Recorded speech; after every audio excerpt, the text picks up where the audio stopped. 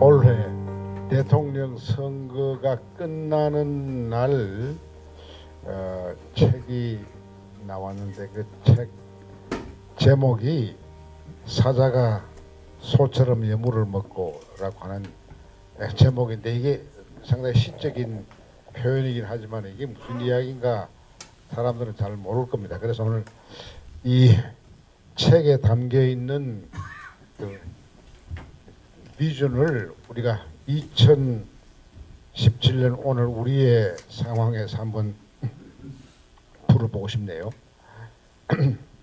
먼저 제가 이런 이야기를 하고 싶어요. 어느 사회든지 지배자가 권력과 돈과 금력과 그리고 명예를 다 독점하게 되면은 뭐 그런 그 지배 세력을 우리가 여러 가지로 표현하겠는데 아주 상식적으로 표현하자면은 이를테면 적자다. 다윈이 말한 적자 생존이라고 할 때 그 적자 피티스트가 되는 거죠. 그리고 또 표준이 되는 거죠. 표준. 그리고 주류가 됩니다. 그러면 그것을 요즘 상식적인 말로 갑이 되는 거죠. 갑질하는 갑이 되는 거죠. 갑질하는 세력이 지배 세력으로 군림하게 되면은 어차피 많은 사람들은 을이 되고 또 병이 되고 병 밑에 정, 곤배정자는 원래 옛날에 그 조선조 시대에 백정들을 그 곤배정자로 썼습니다. 그래서 밑바닥이 되는 거죠. 요즘은 이제 그런 을, 병, 정을 합해서 이제 을이라고 말하는데 갑과 을이 서로 나누어집니다. 근데 갑과 을 사이에는 참 대화나 소통, 협력이 참 힘듭니다. 그러니까 갑질하는 사람들은 을들을 같은 밥상에 둘러앉은 식구로 보지 않고 을들을 자기 밥으로 봅니다. 그러니까 밥상에 둘러앉은 한 식구라고 하면은 그 가족이고 공동체원이고 같은 계급이고 같은 동지이기 때문에 그 동지를 먹지 않습니다. 동지와 함께 밥을 나눠 먹는 거죠. 그런데 갑이 아주 그 권력과 이 명예와 특권과 이 금력이 집중되면은 자연히 을을 음식으로 보고 뜯어먹게 되어 있습니다.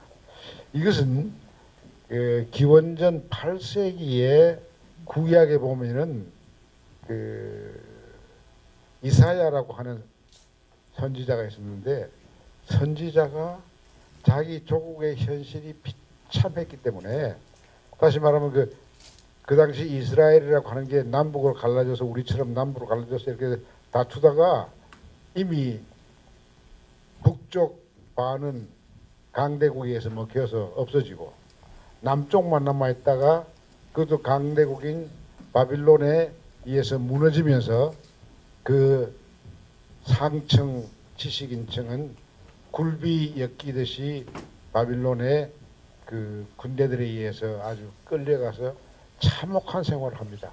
그 역사 현실 속에서 이제 그걸 겪고 난 그 이스라엘 민족에게는 어떤 꿈이 가장 절박한 꿈인가 하면은 사자가 소를 음식으로 보지 않고 식구로 볼 수 있게 하기 위해서 사자로 하여금 소의 주식인 풀과 여물을 먹는 날을 갈망했죠. 이 시적인 표현입니다.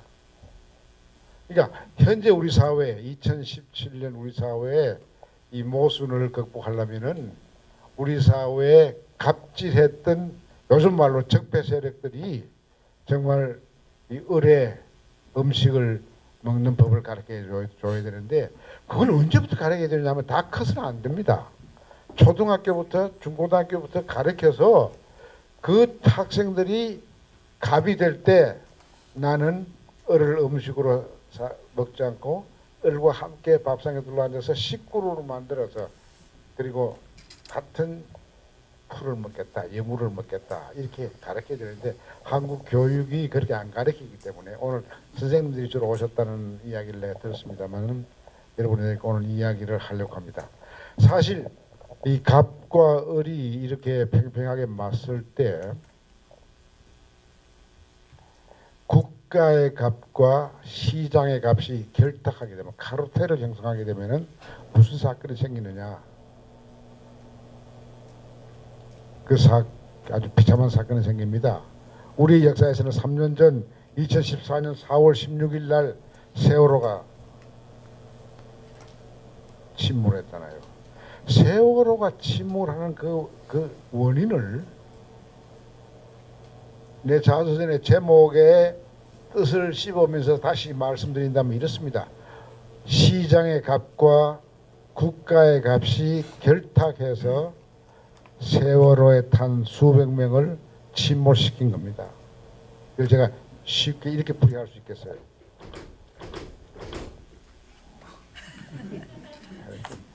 이건 이거 올라가는 소리입니까?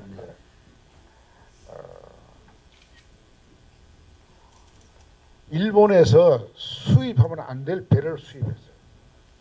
그럼 일본에서 수입하면 안 되는 20년 이상 된 옛날 배를 수입할 때 그걸 못하게 하는 규정이 국가 규정이 있습니다.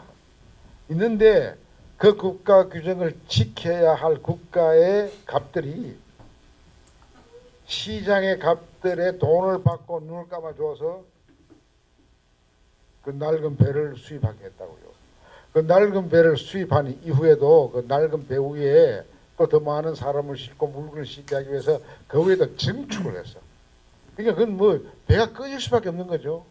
거기다가 그 배 밑에 있는 그 물건을 싣는 창고에 일정량 이상을 못 실리게 돼 있는데 그거는 국가가 해야 할 의무죠.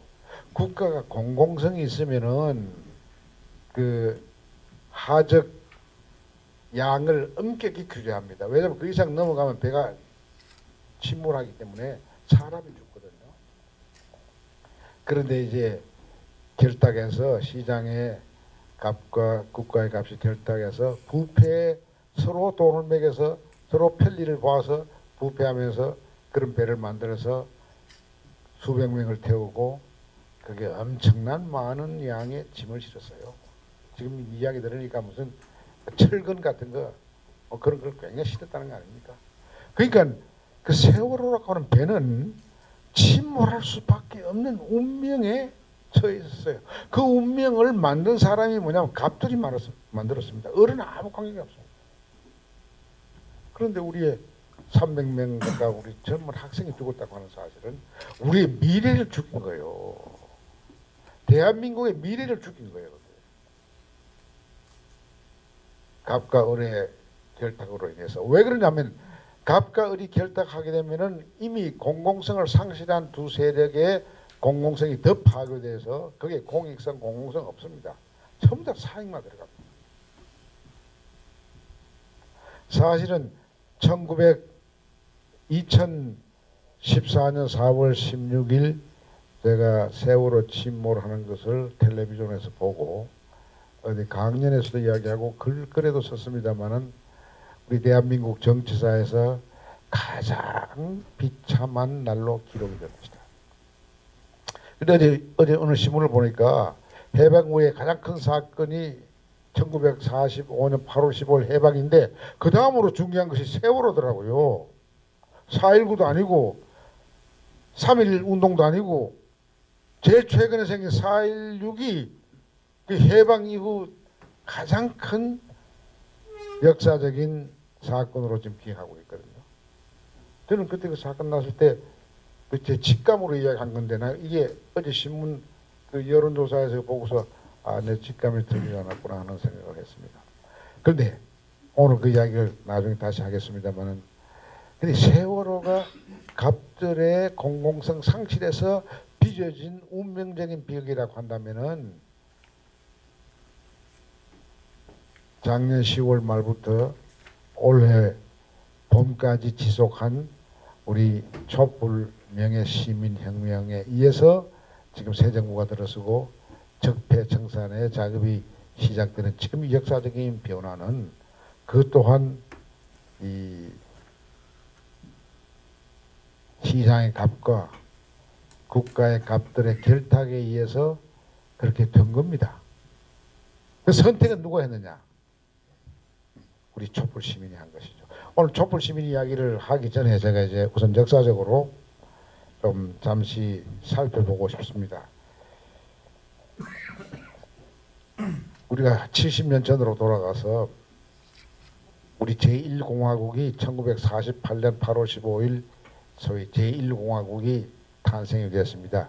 제1공화국을 우리가 무슨 건국의 날로 이야기하는데 혹시 여러분들 그렇게 가르치지 않겠지만은 그 절대로 건국의 날이 아닙니다.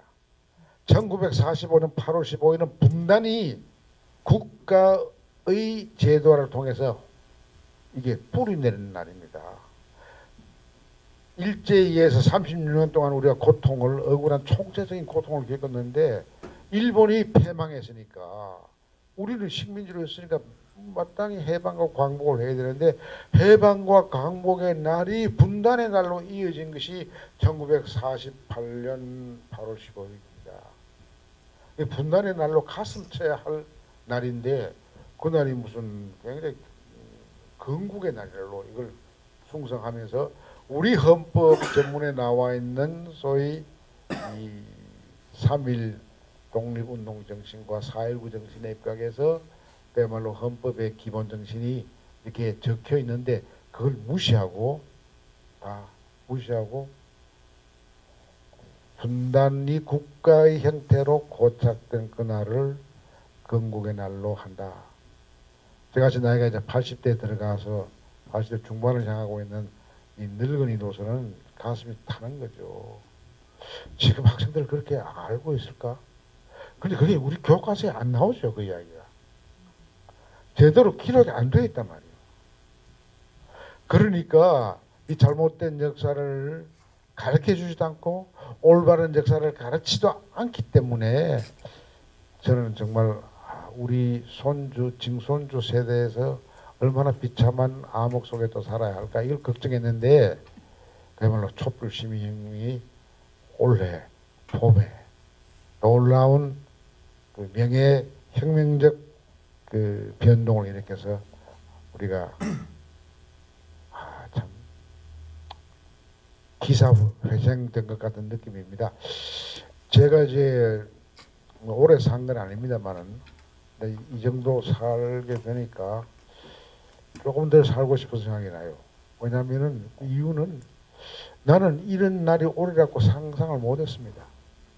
제가 1970년대 그 민중과 지식인이라든지 지식인과 허위의식이라든지 이런 책을 쓸 때만 하더라도 언제 우리 역사에서 민중이 을이 주인이 될까? 그날이 안 올 줄 알고 오기를 갈망하는 마음에서 그때 젊은 서울대학 교수로 글을 썼단 말이죠. 그 가슴으로 쓴 것이죠. 썼는데 그때 그 책 읽고 감동을 받았던 제자들이 고생을 많이 했어요. 저는 교회를 다니는데 어느 날 우리 교회에 서울대학 내 제자가 그 미국 가서 좋은 대학에서 신학 공부를 하고 목사가 돼서 와서 우리 교회 와서 설교를 하는데 설교하기 시작하기 전에 저 뒤에 앉아 계신 하나마무개 선생님 저희 은사인데 저 선생님의 책 읽고 제가 감옥에 들어가서 고생 너무 많이 했습니다. 그랬을 때 제가 마음이 굉장히 아팠어요. 그 친구는 선생님을 높이기 위해서 한 것인지 혹은 핀잔을 주기 위해서 한 것인지 정확히 모르지만 설교를 들어보니까 핀잔은 아닌 것 같아요.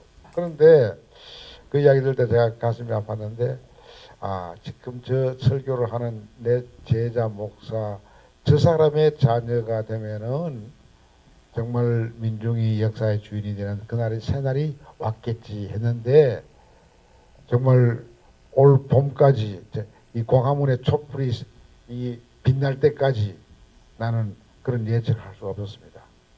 그래서 내가 비참하게 죽는구나, 새날을 못 보고 죽는구나 했는데 내 새날을 보고 지금 내가 오늘 여러분 앞에 이렇게 강의를 하게 되니까 제가 감회가 있는 것이죠. 그러면은 먼저 이 갑들이 제1공화국의 갑들의 특징이 뭔가 우리 알아야 합니다. 여러분 다 선생님이시니까 뭐 다 저보다 더 잘 아실 수도 있겠죠. 근데 제1공화국의 갑의 특징은 첫째 이거에 있습니다. 여러분 제1공화국의 갑이라고 하는 것은 이승만 공화국 시대 이제 갑을 이야기합니다만 그 앞에 분단돼서 혼란기 3년 동안의 이야기를 조금 해야 되는데 우리가 분단되는 과정을 보면 말이죠. 굉장히 허무합니다. 1945년 5월 7일 날 이제 역시 나치는 멸망합니다. 그러니까 2차 대전의 서부 전선은 끝났어요. 히틀러가 이제 죽었으니까. 히틀러가 이제 그렇게 죽고 나니까 히틀러 죽기 전에 그 미국의 대통령 루즈벨트는 4월에 죽었습니다만 그 사람은 좀 전쟁 끝나는 거 한 달 전에 죽었는데 그 죽기 전에 늘 스탈린한테 무슨 요구를 했는가 하면은 스탈린 각하 우리는 지금 태평양에서 일본하고도 싸우고 유럽에서는 나치하고 극우들하고 싸우는데 좀 그 소련은 유라시아 아시아 쪽도 당신 땅이니까 시베리아도 좀 이게 우리 태평양 전쟁에 좀 참여해달라. 그러니까 스탈린은 그 이야기 듣고 들어줄 수가 없었습니다. 왜냐하면 여러분 아시는지 몰라도 2차 대전 때 민간인 군인들 합쳐서 제일 많이 죽은 나라가 미국도 아니고 영국도 아니고 독일은 이쪽 적성국이었지만은 다른 나라가 아니고 이태리도 아니고 소련이었습니다. 소련은 2천만 명이 죽었어요.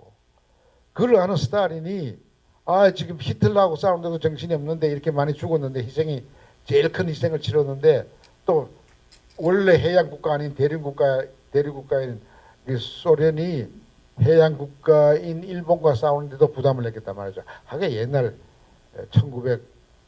1905년 러일 전쟁 때 해양 국가하고 싸움 붙어서 전적이 있으니까 또 겁도 나고 그냥 사형을 했는데 하여튼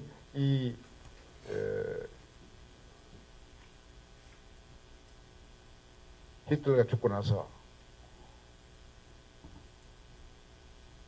히틀러가 죽기 전에 한 달 전에 이제 루즈벨트 죽었으니까 부통령이었던 트루만이 대통령이 됩니다.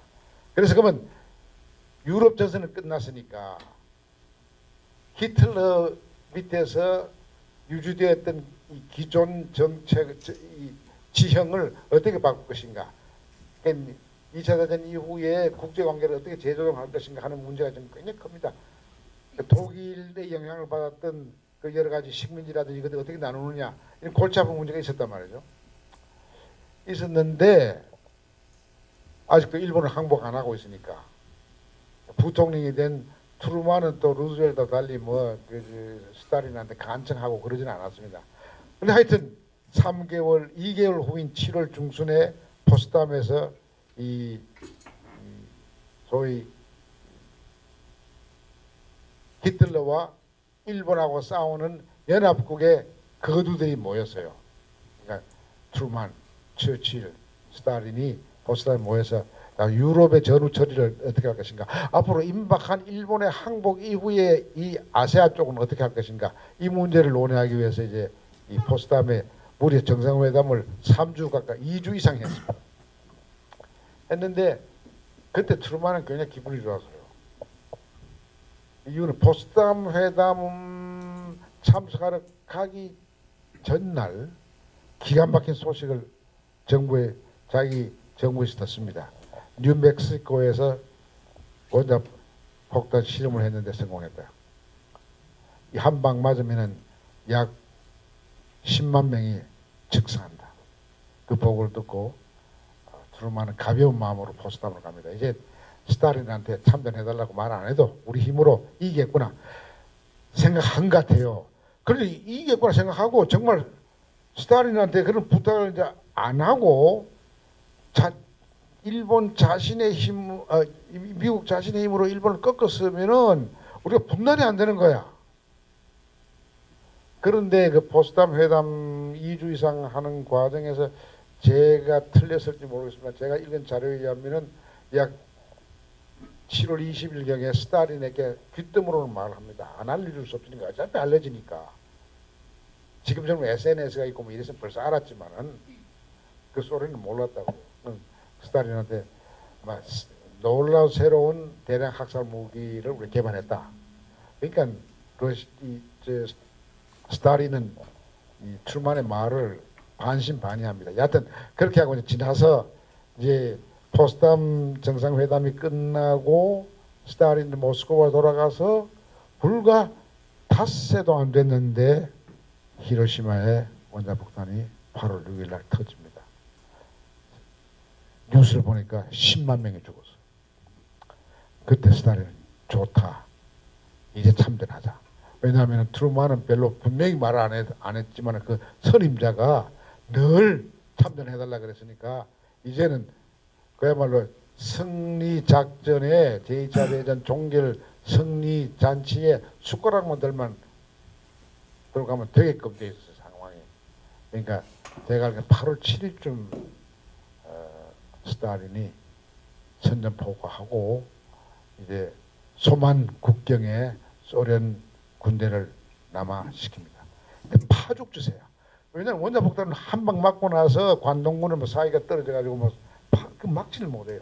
파죽지세를 하는데 또 8월 9일 날 나가사키에 또 한 방 떨어졌는데, 여러분 상식적인 이야기입니다만은 히로시마에 떨어진 거는 우라늄 원자폭탄이고 나가사키에 떨어진 거는 플루토늄 원자폭탄입니다. 제가 통일부 총리를 했을 때 플루토늄 문제 갖고서 북한하고 핵 문제 가지고 하도 많이 논의를 해서 지금 플루토늄 이게 나가사키는 플루토늄이구나 이렇게 각인이 된 거죠. 여하튼 그렇게 돼서 막 파죽지세로 남하를 하니까 미국 정부에 고민이 생긴 거야. 무슨 고민이냐면은 이 루즈벨트는 상상도 못하는 고민이죠. 우리가 몇 년 동안 바다에서 싸워서 상당히 많은 희생을 냈는데 소련은 그 지형상 아시아 국가가 있으니까 저쪽 사하린을 통해서 내려올 수도 있고 또 이 만주를 해서 일본 본토를 미국보다도 먼저 갈 수 있는 위험이 생겼어요. 파죽지세로 내려오는 속도를 보니까 미국보다도 본토에 먼저 갈 수 있다는 판단을 한 미국 당국에서는 어떻게 하면 소련의 남하를 빨리 막아야 되느냐, 이게 이제 미국 정부의 고민이었습니다. 이런 이야기는 이게 중학교 가면 중학 역사에서 이야기해줘야 됩니다. 그런데 미국 국무성이나 국무성 같은 데는 고민이 생긴 게 이런 것을 판단할 수 있을 만한 능력이 있는 그 고급 장교 중에 소위 로드 스칼라라고 하는 그 스칼라십 받고 간 사람들이 있어요. 미국 정부는 지금도 그 로드 스칼라십이 있습니다. 클린턴 같은 사람들, 힐러리 다 로드 스칼라십으로 옥스퍼드 가서 둘이 연애해서 결혼했죠. 근데 그때 로드 스칼라십 받고 간 대령 셋이 추천이 됐습니다. 그 사람들이 그 대령 셋은 하나는 이름이 러셀이고 하나는 러스크고 하나는 본스틸입니다. 본스틸은 주한미군 사령관이 됐고 딘 러스크는 국무장관이 된 사람입니다. 그러니까 이게 우리 역사와 다 연관이 있습니다. 근데 이 딘 러스크는 이제 국무장관이 돼서 나중에 회고로 쓰면서 그런 이야기를 합니다. 지금 내가 이야기하려고 하는 이야기를 제가 다시 생각해보고 내가 그때 지금처럼 한반도 정세를 알았더라면은 그런 결정을 하지 않는데 38서 끊는 이야기입니다. 이 세대령은 그 로드 스칼라니까 국제정세도 알고 역사도 안다고 생각하고 너희들이 빠른 시일 내에 이 남아 파죽지세로 남아는 소련을 어디서 막을 것인가를 빨리 보고를 해라. 그러니까 이 세 대령이 만나서 상황실에 보니까 지도가 있는데 내셔널 지오그래픽 지도를 보니까 한반도가 있고 중간에 38선이 딱 지나간단 말이죠. 근데 왜 이 대령인들이 한반도의 중간을 지나가는 38선을 생각했는가? 내 이게 지금 가슴이 아픈 거예요. 뭘 생각해야 되느냐? 불과 36년 전에 우리의 국경을 존중해줘야지. 원래 전쟁에서 패전하면요, 패전하게 되면은 패전한 국가의 식민지였던 나라들은 식민 종주국의 이 자기를 식민지로 삼기 전에 국경을 존중해서 그걸로 회복시키는 게 그 원래 국제법상 맞는 이야기입니다. 그러면 압록강과 두만강 밑으로 내려오면 안 된다. 이렇게 하면 될 텐데 지도 쓱 보고서 38선이 이렇게 지나가는데 그 인스트럭션 가운데 가급적이면 한반도의 경성은 서울은 미군이 관할하는 쪽으로 넣어라 뭐 이런 뭐 지침이 있었던 것 같아요. 그러니까 보니까 마침 그 38선 밑에 35마일 뭐 정도밖에 떨어지지 않는 곳에 경성이 있으니까 선을 그런 거죠. 근데 뭐 제가 읽은 책은 그렇습니다. 이거 걷는데 시간이 얼마나 걸렸느냐. 어느 학자는 20분이 걸렸다 그러고 30분이 걸렸다 그러고 어떤 학자는 5초가 걸렸다 그러니까 세상에 5초 사이에 4,000년의 민족의 허리가 도통한 것 같아요. 이게 억울하잖아요. 전 역사학자가 아닙니다만은 왜 진실을 젊은 세대에게 안 가르치느냐. 이런 거 한마디도 말 안 하는데도 기존의 교과서가 너무 잘못됐다. 이게 이상한 좌파들이 만들어서 그렇다. 난 내 자신 스스로 좌파라고 생각하지 않습니다. 저는 좌도 아니고 우위도 아니고 그 정의파다 이렇게 생각합니다. 자유파다 이렇게 생각합니다. 평등파다 이렇게 생각합니다. 인권파다 이렇게 생각합니다. 평화파다 이렇게 생각합니다. 거기 무슨 좌우가 있는가? 좌우는 프랑스 혁명 이후에 득세한 사람들이 국회를 만들어서 앉은 자리 수에 따라서 앉은 자리 배치를 보고 좌우를 가른 것이죠. 여하튼 이런 역사적인 진실을 우리 다음 세대가 알아야지.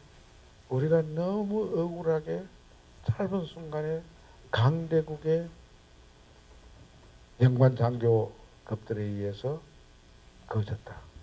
허무하잖아요. 그리고 나서 그렇게 거지고 나서 제1공화국이 48년에 생기고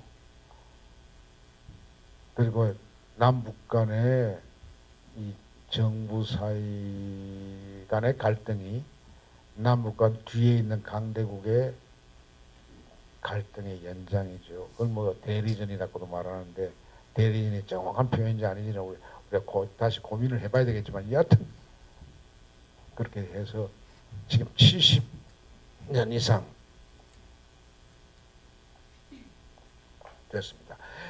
36년 동안 고생한 거는 이야기 안 하겠습니다. 제가 초등학교 다닐 때 일제시대 다녔는데 지금 기억나는 그런 게 있어요. 풀을 한 짐, 초등학교 1, 2학년 학생이면 풀을 한 짐 쥐고 군가를 부르면서 학교 갔거든요. 근데 그 군가가 지금도 내가 가끔 나도 모르는 사이에 내 입에서 나옵니다. 내 자서전에 그 이야기가 나옵니다. 나오는데 그게 나는 이게 무슨 노래인지 모르는데 내 제자 가운데 스승이라고 했어요. 스승이라고 했는데 그 형제가 다 훌륭한 사람들입니다. 스승이는 이제 사회학과 일본의 스쿠바 대학 옛날 그게 동경고사입니다. 명문 동경고사를 하고 대학원 다니다가 서울대학 대학원 사회학과에 와서 내가 내 방에 책상을 주고 야 네가 자네는 여기서 공부해라 그랬는데 그때의 일제시대에 군가를 부르는데 그 군가의 노래 가사를 내가 몰라서 스승 내 제자한테 한번 한국에 왔을 때 물었어요. 그러니까 아이고 선생님 그 욕가랭이라고 하는 겁니다. 욕가랭 노래인데 초등학교 1, 2학년 하는 학생이 풀 한 짐 지고 학교 갈 때 불렀던 군가의 가사가 욕가랭이라고 하는 건 뭐냐면은 일본의 비행기 격추당하면 절대로 거저 떨어지지 말고 적군 미군의 그 배를 향해서 떨어져라 하고 소위 가미가세 도코타 가미가세 신풍 신의 바람이 되어서 그 돌격해서 자살 특공대의 예비 학교가 역과련인데 그 예비 학교 들어가는 것을 영광으로 가르쳤다는 거야. 초등학교 때부터 유치원부터. 그러니까 나도 뜻도 모르고 노래 불렀던 것을 지금 나오는데 그 스승 교수죠 한테 야 내가 어릴 때 이름 부르니까 아 선생님도 요가랑 불렀군요. 아 선생님이 초등학교 1학년 때 요가랑 들어가고 싶었던 모양이지. 아마 일본 군국주의자들이 그걸 동기를 부여한 거야. 어린 나이 때부터 자살 특공대. 그게 무슨 아이시스하고 뭐 탈리반하고 뭐가 다릅니까? 그거 요즘 중학교 교사들이 안 가르치니까 요즘 젊은 아이들이 모른다고 그러겠어요. 제가 이 사자가 소의 예물을 먹고 제일 처음에 내가 인생을 회고하면서 그 일본을 알아야 한다 하는 이야기를 제 일장에 쓴 겁니다. 제일 먼저. 여하튼 일본은 그래서 우리가 제1공화국 들어서고 나서 2년 만에 이제 6.25 전쟁, 한국 전쟁이 일어나죠. 한국 전쟁이 일어날 때 그때는 저는 중학교 고등학교 다닐 때니까 더 기억을 잘합니다. 그런데 그때요 1951년에 일본이 소위 샌프란시스코 강화조약을 샌프란시스코에서 맺습니다. 샌프란시스코 강화조약을 맺는 이유가 뭐냐 하면 그걸 또 역사에서 가르쳐야 돼요. 그 이유가 뭐냐면 이런 겁니다. 미국이 히틀러를 소련과 함께 다른 이 영국, 프랑스와 함께 이제 연합과 함께 그 괴멸시켰지만은 히틀러가 물러간 사이에 스탈린이 들어서니까 미국으로서는 이제는 스탈린 체제 소련을 견제하는 것이 그 국가 전체의 총력을 기울여서 그걸 견제하고 봉쇄하는 것이 국가 정책이었어요. 외교 정책의 제일 중요한 것이었어요. 그러니까 2차 대전 종전 이후에 제일 먼저 자기들과 몇 년간 싸웠던 그래서 핵 두 방으로 패배를 시켰던 일본을 경제대국으로 키워서 소련을 견제하는 방패제로 만들어야 되고 그 미일 군사동맹의 하부구조로서 한국을 넣을까 말까 생각한 거야. 그러니까 어떤 사람은 에치슨 같은 국무장관 할 때 한반도 남쪽의 한국은 그 소련 방위선에서 남한이 빠졌다 그러니까 북한의 김일성이 용기를 얻어서 남침하기로 했다 이런 설이 나올 정도로 우리는 중요하지 않았어요. 지금 좀 더 중요하게 돼서 트럼프가 아베하고 이 동맹 관계를 맺을 때 꼭 이 대한민국은 그게 하부구조로 넣고 싶어하는 것이죠. 이번에 우리 문 대통령 너무 물렁할 줄 알았는데 그 점은 또 물렁하지 않고 단단하더라고요. 우리가 미국하고의 동맹 관계는 인정하는데 일본하고 군사 동맹 할 수는 없다. 그건 분명히 한 것 같아요. 분명히 한 것 같기도 하고 안 한 것 같기도 하고. 그 분명히 하겠죠. 안 그러면은 촛불혁명으로 이루어진 이 정부가 그전 촛불 이전의 정부와 다를 바가 없습니다. 나는 차별이 있다고 생각합니다. 그건 분명히 했다고 생각합니다. 여하튼 이 샌프란시스코 강화조약 이후에 놀라운 것은 뭐냐면은 소련을 견제하기 위해서 우리하고 싸웠던 일본 제국주의자의 그 핵심 이 범죄자들은 소위 A급 범죄자들은 다 죽이려고 그랬는데 A급 속에도 살려야겠다 생각하고 살아난 것이 일제시대에 군수물자를 생산하고 보급하는 2대 정부 차관 했던 기시노부스케를 살립니다. 그 사람은 A급이니까 죽어야 하는데 살려서 총리가 됩니다. 총리가 되고 나서 그 외손자가 지금 아베라. 이게 일본의 지금 계보입니다. 내 이 책에서 제일 먼저 그 이야기를 한 거예요. 왜냐하면 내가 어릴 때 살았던 것을 다음 세대 여러분들이 안 가르치니까 나라도 이걸 통해서 좀 알려야겠다는 생각이 들어서 그렇습니다. 그 교과서에도 없는 이야기라고 해서 거짓이라고 생각하지 마세요. 그전 교과서 그렇게 안 쓰는데도 왜 그렇게 박근혜 이명박 정권이 그 교과서를 무서워했는지는 알 수 없어. 무서워할 거 하나도 없는데. 지금 오늘 이야기한 거 하나도 없잖아요. 옛날 교과서에도.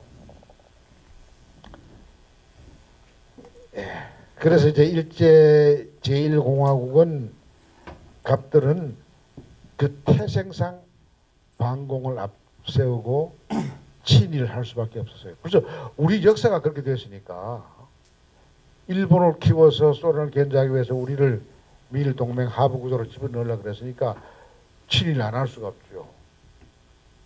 그리고 38 적어 놓았으니까 38 이북하고는 원수가 되지 않을 수가 없으니까 반공 안 할 수가 없죠. 그러니까 반공과 친일이 일공하고 갑의 문화였고 그 체질이었습니다. 그 체질이 이때까지 왔기 때문에 세월호도 생긴 거예요. 크게 보면 그 흐름에서. 근데 그것이 촛불혁명으로 일단 무너졌어. 졌나? 무너지는 것 같습니다. 무너져야죠.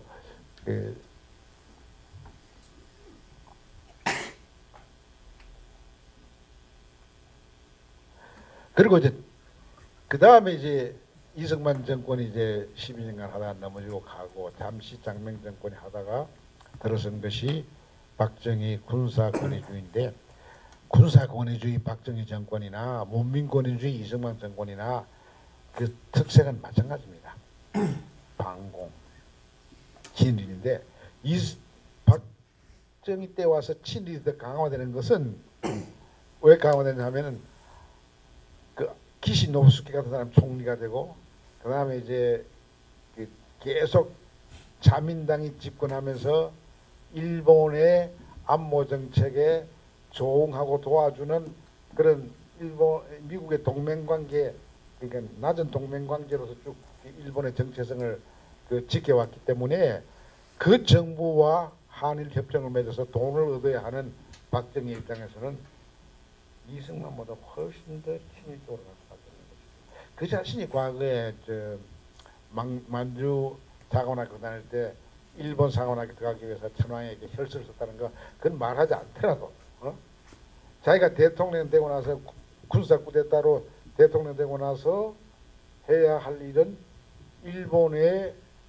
주류 권력과 결탁하거나 협조를 얻어서 이 경제 성장을 시켜야겠다 하는 건 생각 때문에 한일 협정을 그야말로 정말 우리가 요구해야 할 거 다 요구하지 못하고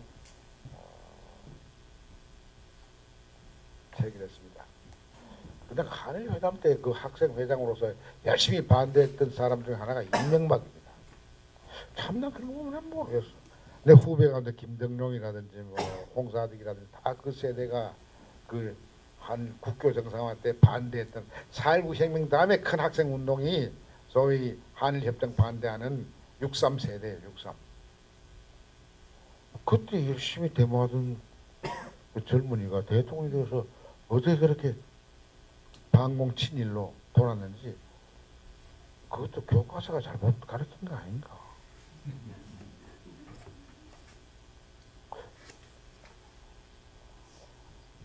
여러분들이 판단하시기 바랍니다. 네, 그러니까 갑들의 성격이 그랬다는 거죠. 반공 친일 이런 그 특징을 가졌던 사람들이 세월호 저런 참상을 일으키고 나서 너무 그 대응을 졸렬하게 해가지고 그리고 자기들이 촛불 시민혁명에 의해서 축출당할 수밖에 없는 오늘의 과정에 가져왔습니다. 그럼 제가 다음으로 강조할 것은 촛불 이야기부터 하고 싶어요. 시간이 막 흘러가네요. 그런데 여러분 아셔야 될 것은 그런 친일 반공을 문화적인 권력의 특징으로 삼았던 갑들은 절대로 국가나 시장의 갑으로서 그들의 지배 속에 공공성이라고 하는 게 할이 없습니다. 친일 세력 자체가 공공성이 없는 거고요. 그게 공공성이 없습니다. 그러니까 국가 권력이 공익성이나 공공성이 없으면은 그것은 국민을 밥으로 보는 것이죠. 국민과 더불어 같이 먹는 게 아니고 시끄러워서 국민을 음식으로 먹고 싶은 생각이 나는 겁니다. 사자가 소의 여물을 절대로 안 먹지요. 소를 음식으로 먹으니까요. 그런데 참 작년 10월 말부터 광화문에 촛불이 켜지기 시작했는데 제가 촛불 보면서 참 감동을 많이 했습니다. 그 촛불 이야기는 외국에 나가서 외국 학자들에게도 이야기하면은 굉장히 감탄하고요. 일본 학자들한테 이야기하면 일본 학자들은 참 부끄러워합니다. 자기네들은 도무지 뭐 이렇게 정부 청사 앞에나 뭐 이렇게 권력 있는 무슨 정치 세력 그런 건물 앞에 가서 데모를 하는데 기껏 해봐야 200~300명 모여서 한 시간 소리 지르다가 싹 흩어지고 하는데 어떻게 5~6개월 동안 매주마다 토요일날 촛불 뜨고 비가 오나 진눈깨비가 오나 그렇게 견디는 거 보면은 너무 놀랍다고요. 너무 부끄럽다고요. 우리 일본 지식인은 그거 못합니다. 우리 존경해요. 이번에 내일 우리 대통령께서 돌아오십니다만은 이게 소위 12일간 거의 12일간 5개국의 정상들 그 이상이 모여서 이제 그 회의를 하는데요.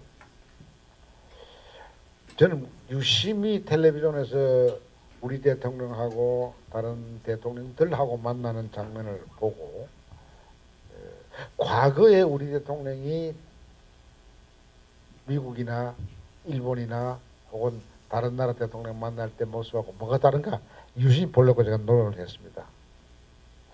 제일 제가 놀란 거는 트럼프가 와서 굉장히 말을 국회에서 연설할 때까지는 절제를 하더라고요. 그리고 이제 우리 대통령한테 우리 대통령 별명이 문재인이니까 제인 젠틀 제인 이런 별명이 있었습니다. 영어의 제인이라고 하면 여자 이름인데 그건 JAN이고 우리 대통령은 JAN이 여자 이름이 아니고 JIA 뭐 IN 이렇게 쓰는 모양인데 다르지만은 하여튼 그 이야기를 트럼프가 들었는지 들은 것 같아요. 그래서 우리 대통령 보고 신사 젠틀맨이라고 이렇게 말을 하더라고요. 옆에 이제 보좌관들이 잘 귀뜸을 했겠죠. 그래서 좀 워싱턴에서는 쌍놈같이 노는데 여기 와서는 양반이 되는구나 이런 생각을 제가 했습니다. 존경을 해주죠.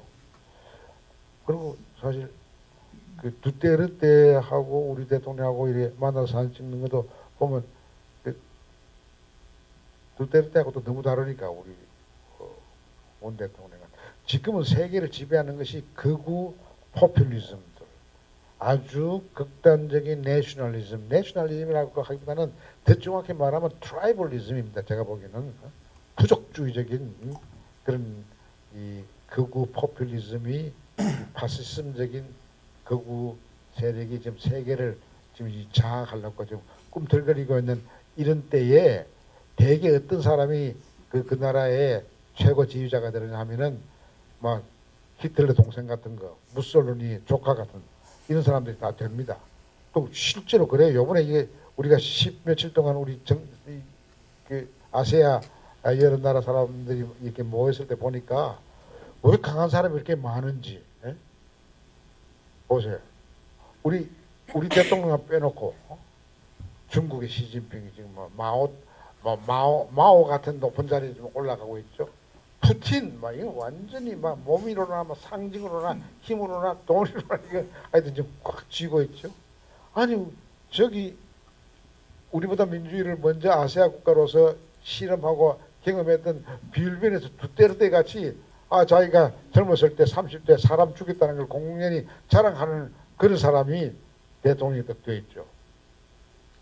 또 우리하고는 아시아 쪽 끝이지만은 터키의 에르도간 이것도 보통 얘기가 아니죠. 그러니까 우리 아베 이 사람도 외할아버지보다도 더 독한 것 같고 외할아버지가 다 못한 꿈을 대동아 공영권 이게 제가 할아버지 때죠. 우리가 초등학교 다닐 때 대동아 공영권 그런 꿈을 갖고 있는 것이죠. 근데 이때까지 우리 정부가 이 일본이 유사시에 지금 헌법을 고쳐서 한반도에도 군대를 파견한다고 했을 때 우리 대통령, 그전 대통령은 아무도 그래도 커멘트를 안 했습니다. 문 대통령도 초기는 안 했어. 지금 초기니까 뭐 아주 처음에는 안 하다가 요즘은 우리나라 국민 정서가 한반도 유사시에 일본 군대가 한미일 동맹이라고 하는 그 문맥 속에서 오는 거 노, 3노 가운데 그렇게 그 노도 포함되어 있습니다. 그거 참 처음으로 이야기한 것 같아요. 그 우리 문 대통령 기 안 죽기 위해서 여러분들 계속 좀 압력을 넣어주시기 바랍니다. 그 입장을 지켜야 되는 거예요. 절대로 일본 군대가 한반도에 한 발자국도 발들여놓지 못하겠습니다. 여하튼 이런 상황에서 우리 촛불이 불탔는데 일본 지식인들이 너무너무 부러워하는 걸 내가 최근에 일본 가서 이야기를 하고 내가 느꼈습니다. 느꼈는데 과연 이 촛불이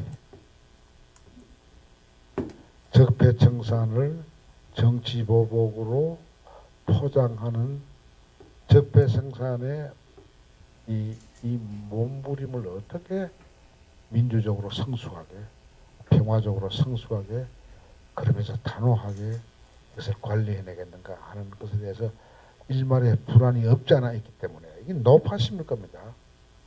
여러분들은 나보다 불안을 덜 느끼겠죠. 예, 느끼는데 그렇기 때문에 내가 이 촛불의 의미를 여러분한테 좀 더 강조하고 싶어요. 촛불의 첫째 제가 이 의문을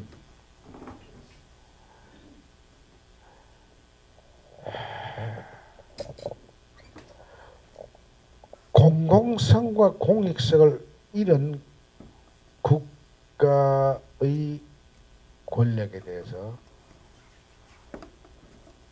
이 세월호 탓이죠.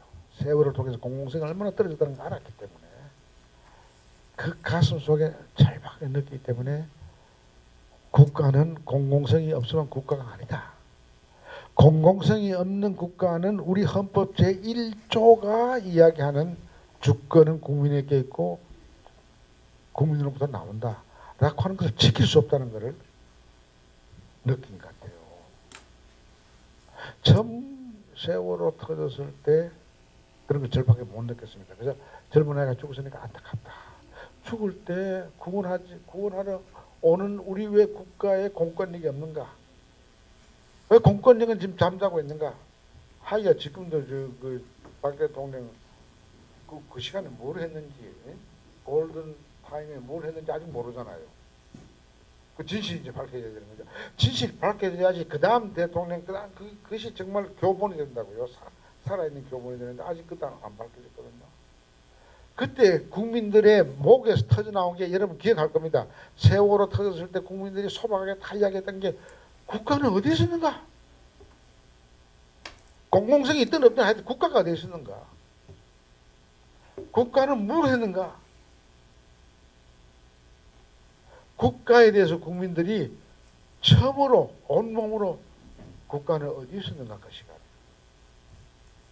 그것이 많은 국민들에게 공감, 그 불로 일으켰어요. 그게 촛불이 탈 수 있는 기본적인 연료가 거기서 마련된 겁니다.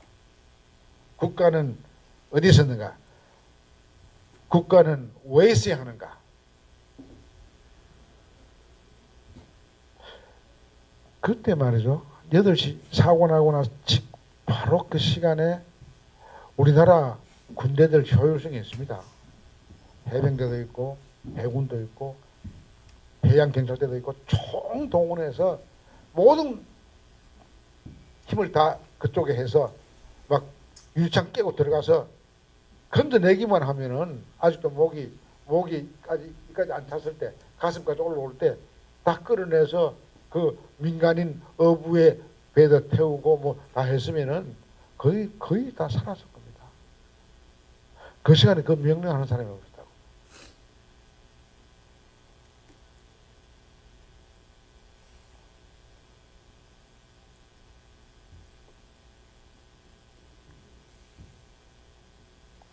저는 손주가 지금 이제 대학원 들어가고 취직하니까 아주 어린 아이들이 이제 손주 가운데도 뭐 없고 하니까 그런데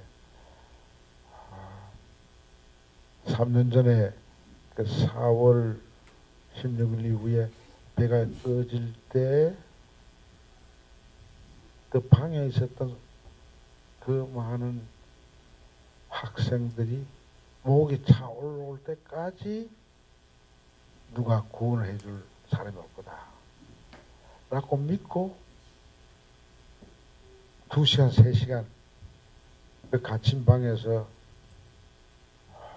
절망하면서 죽어가는 젊은이들 생각하면은 정말 미칠 것 같았어. 나는 살 만큼 살았지만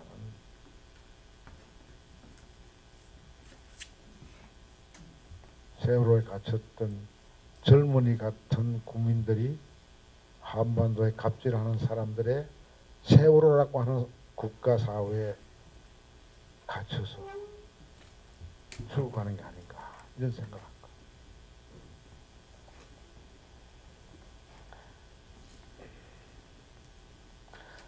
처음으로 국민들은 대통령이 이렇게 무능할 수 있는가 이걸 느낀 거예요. 그전까지만 하더라도 뭐 정상회담 하면 다 한복을 입고 막 패션쇼가 자고 막 부드럽게 해서 다 잘했다고 생각했다고요.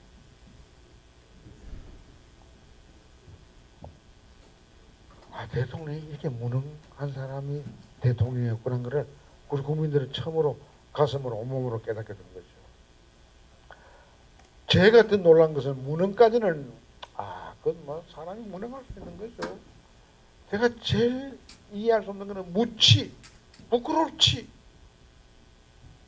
이 부끄러울 치 한문이 말이죠.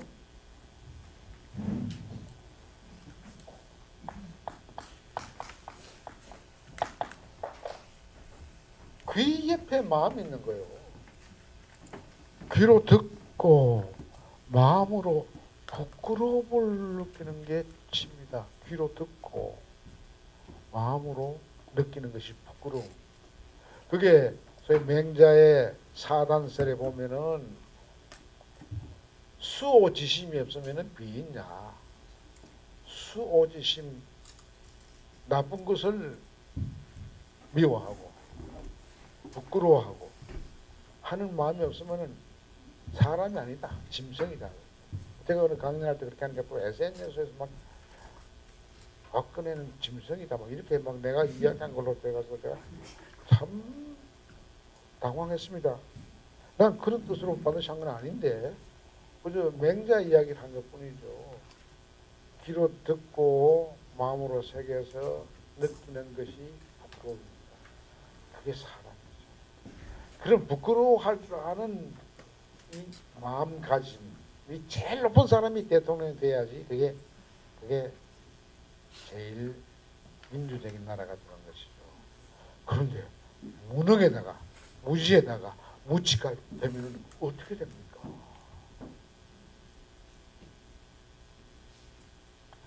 교육이 한국 교육이 내가 교육 부총리를 했지만 부끄럽다고요. 내가 부총리한 게 부끄럽다고. 교육이 이걸 가르쳐야지. 학생들의 귀로 듣게 해서 그들의 마음을 그렇게 느끼게 하는 게 교육 아닙니까? 그 부끄러울 치자를 생각해서 교육입니다. 선생님 말하는 걸 듣고 그 마음속에 변화가 일어나서 부끄러워할 줄 아는 존재를 기르는 것이 그것이 인격 교육이고 그것이 진짜 교육이죠. 그 교육이 없는 거야. 정교조가 이거 합니까?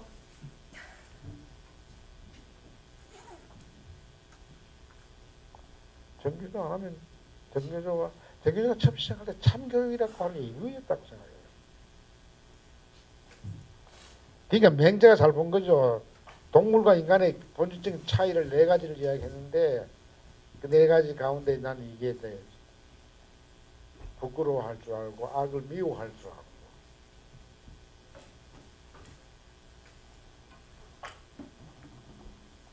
그런데 이 촛불 시위가 나고 나서 제가 언론의 보도를 보고 내가 놀랐습니다. 이번에는 이상하게도 히틀러가 지배했던 독일 쪽에서 철저하게 히틀러의 잘못을 이렇게 부끄러워할 줄 알았기 때문에, 같은 수상이라도 메르켈하고 아베하고 이 결이 다릅니다. 독일 사람들은 항상 홀로코스트 부끄러워하고 히틀러의 그 만행을 부끄러워하죠. 지금도 부끄러워하죠. 아베는 부끄럽다는 말 전혀 안 하는 사람이에요. 근데 이 독일 쪽에서 하는 평가에서 내가 굉장히 감동을 받고 고맙게 생각한 것은 이런 평가였어요. 한국은 우리 서방 국가로부터 민주주의를 배워갔는데, 우리가 수출했는데 서방이, 이제는 민주주의를 수출한 우리 서방이 한국 촛불 시민혁명으로 배워야 한다. 민주주의를 한국으로서 배워야 한다. 드디어 우리는 선진국이 된 겁니다. 촛불혁명으로 우리는 최고의 선진국이 된 겁니다. 근데 우리가 스스로 그런 이야기하면 금방 되지요. 서방 사람들이 자기 입으로 이야기하니까 이게 맞는 것이죠. 우리 기독교 신자가 늘 하기 좋아하는 아멘이죠. 그 말이 맞습니다. 그렇습니다. 아멘이라는 뜻은 기독교 신자 아는 사람들은 잘 모르겠지만 그렇습니다. 맞습니다. 그 말입니다. 그 말이거든요. 그런데 제가 더 깜짝 놀란 것은 미국 CNN 쪽이라고는 기억합니다만, 한국 사람들은 김치를 항상 먹는다. 김치 없이 한국 사람들의 음식을 생각할 수 없다. 생활을 생각할 수 없다.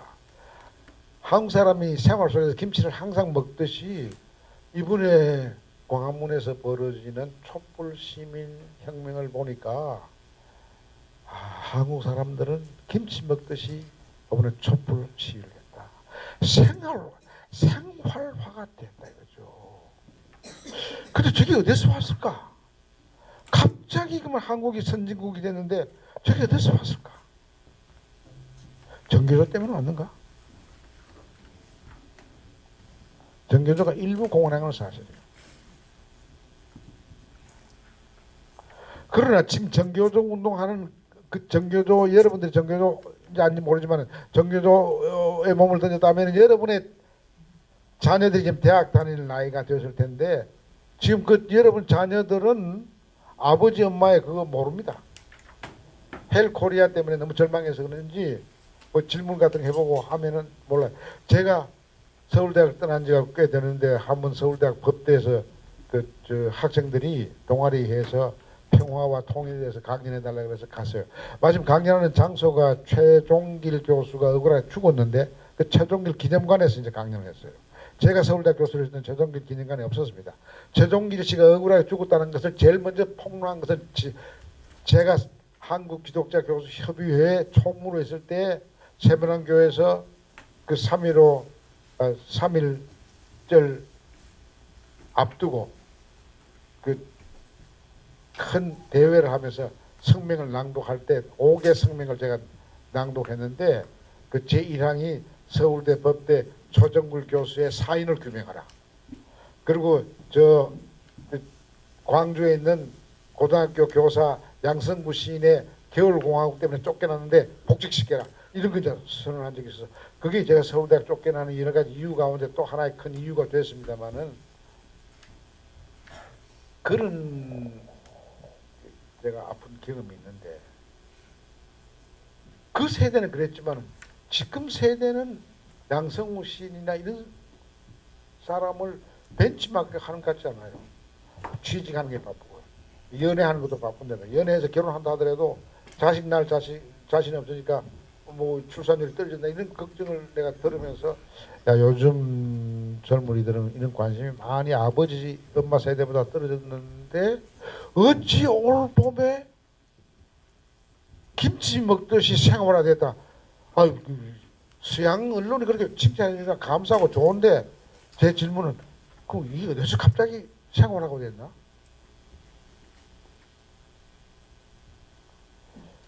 이거는 세월호의 충격 같아요. 세월호가 흔들어 놓은 것 같아요. 그래서 국가의 공권력이 없다는 거, 국가가 없다는 거, 대통령이 무당하다는 거, 무치하다는 거, 이런 거 알면서 아 우리 세대가 죽였나? 이렇게 느꼈는지 몰라도 여하튼 생활화된 민주주의를 했다. 야 이건 참 제가 듣기에 송구스러운 칭찬이지만은 기분 좋더라고요. 왜 우리가 한 게 아니고 세계적인 언론이 그렇게 평가해 주니까요.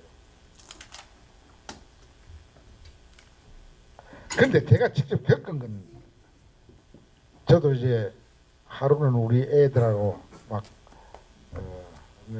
몸이 불편해서 올해까지는 못 쉬는데 우리 아이는 밤새려고 그 옆에 방을 잡아놓고 그 가까운 밤을 샜어요. 그 지났는데 직접 보고요. 텔레비전을 통해서도 보았는데 제가 제일 감동받은 것은 그 초기에 효창동으로 청와대로 가는 길 그 차가 막아놓는데 거기에 30대 같아요. 남자 청년들이 뒤에 차벽으로 올라갔어요. 올라가서 이제 청와대 쪽으로 가려고 그랬던 모양인데 그러니까 그 밑에 있던 여학생들 같아요. 젊은 여자 같아요.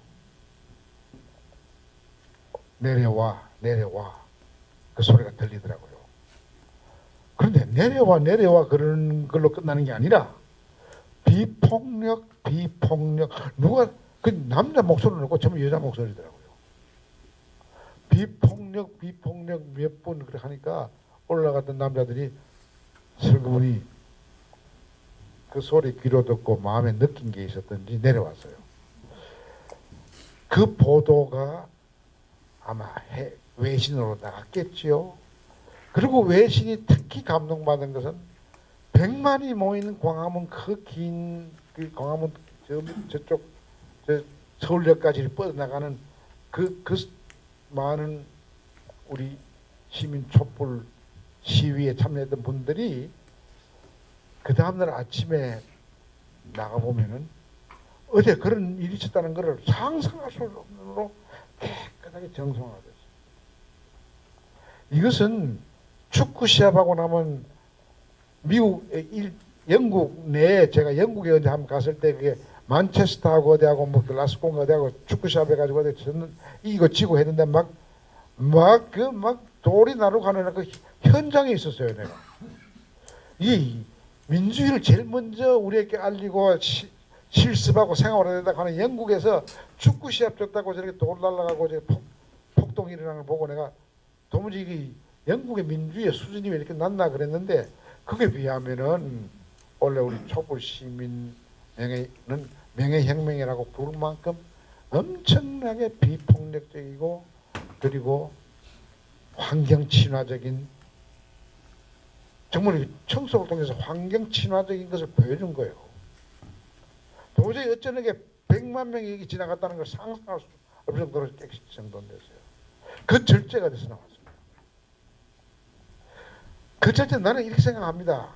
고통을 일제로부터 36년 동안 당하고 분단 70년을 지나면서 그 갑질하는 사람들로부터 받은 고난이 정말 아름답게 성화되는데 성화시키는 그 힘은 종교의 힘 아니면 교육의 힘일 거란 말이에요.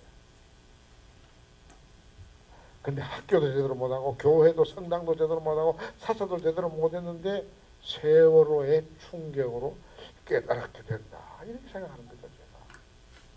여러분들이 더 좋은 대답을 해주시기 바랍니다.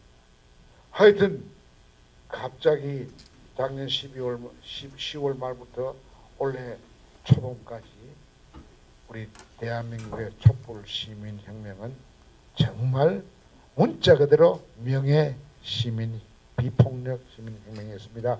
그래서 이 영국의 소위 시민혁명을 일으켰다고 하는 사람들 그리고 프랑스의 시민혁명을 했다고 하는 사람들 이런 사람들이 그 혼이 와보면은 깜짝 놀라고 아이고 한국의 2006년에서 2007년까지 시민혁명은 우리가 족탈불급 따라갈 수 없는 높은 수준의 진짜 실명명이다. 나는 그 사람들이 그렇게 말할 것 같아요. 정말 자랑스러운 겁니다. 나는 우리 대통령께서 그렇게 그런 사람들이 혼이 와서 감탄할 수밖에 없는 정도의 명예 시민운동이라는 것을 머리와 가슴 속에 이거 집어넣어서 정말 자긍심을 가지고 그 촛불의 정성에 따라서 앞으로 4년 반을 해주길 바랍니다.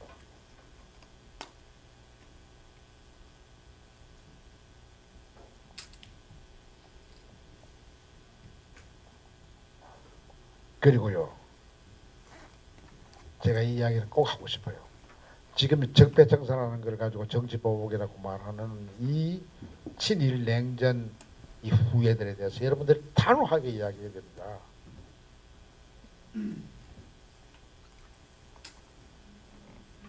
단호하게 이야기하는 것은 뭐냐면은 적폐청산은 절대로 정치보복이 아니라고 생각합니다. 정치보복이 아니면 뭐냐? 이미 촛불 시민혁명이 6개월 동안 보여준 그 성숙함을 제도화하는 거예요. 실천하는 거예요. 정치계에서, 교육계에서, 종교계에서 다 실천하는 거예요.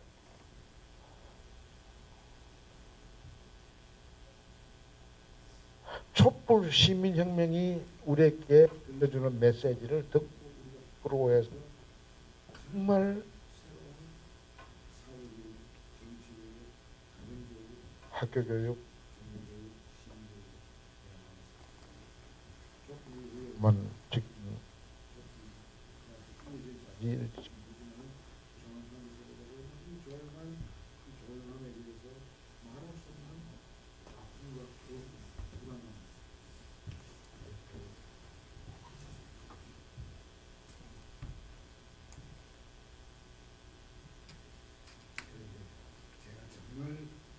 적폐는 보고자만한 사람에게 이걸 이야기하고 당신들은 6개월 중에 6개월 동안 지속된 촛불 시민혁명에서 단 한 번의 폭력적인 일로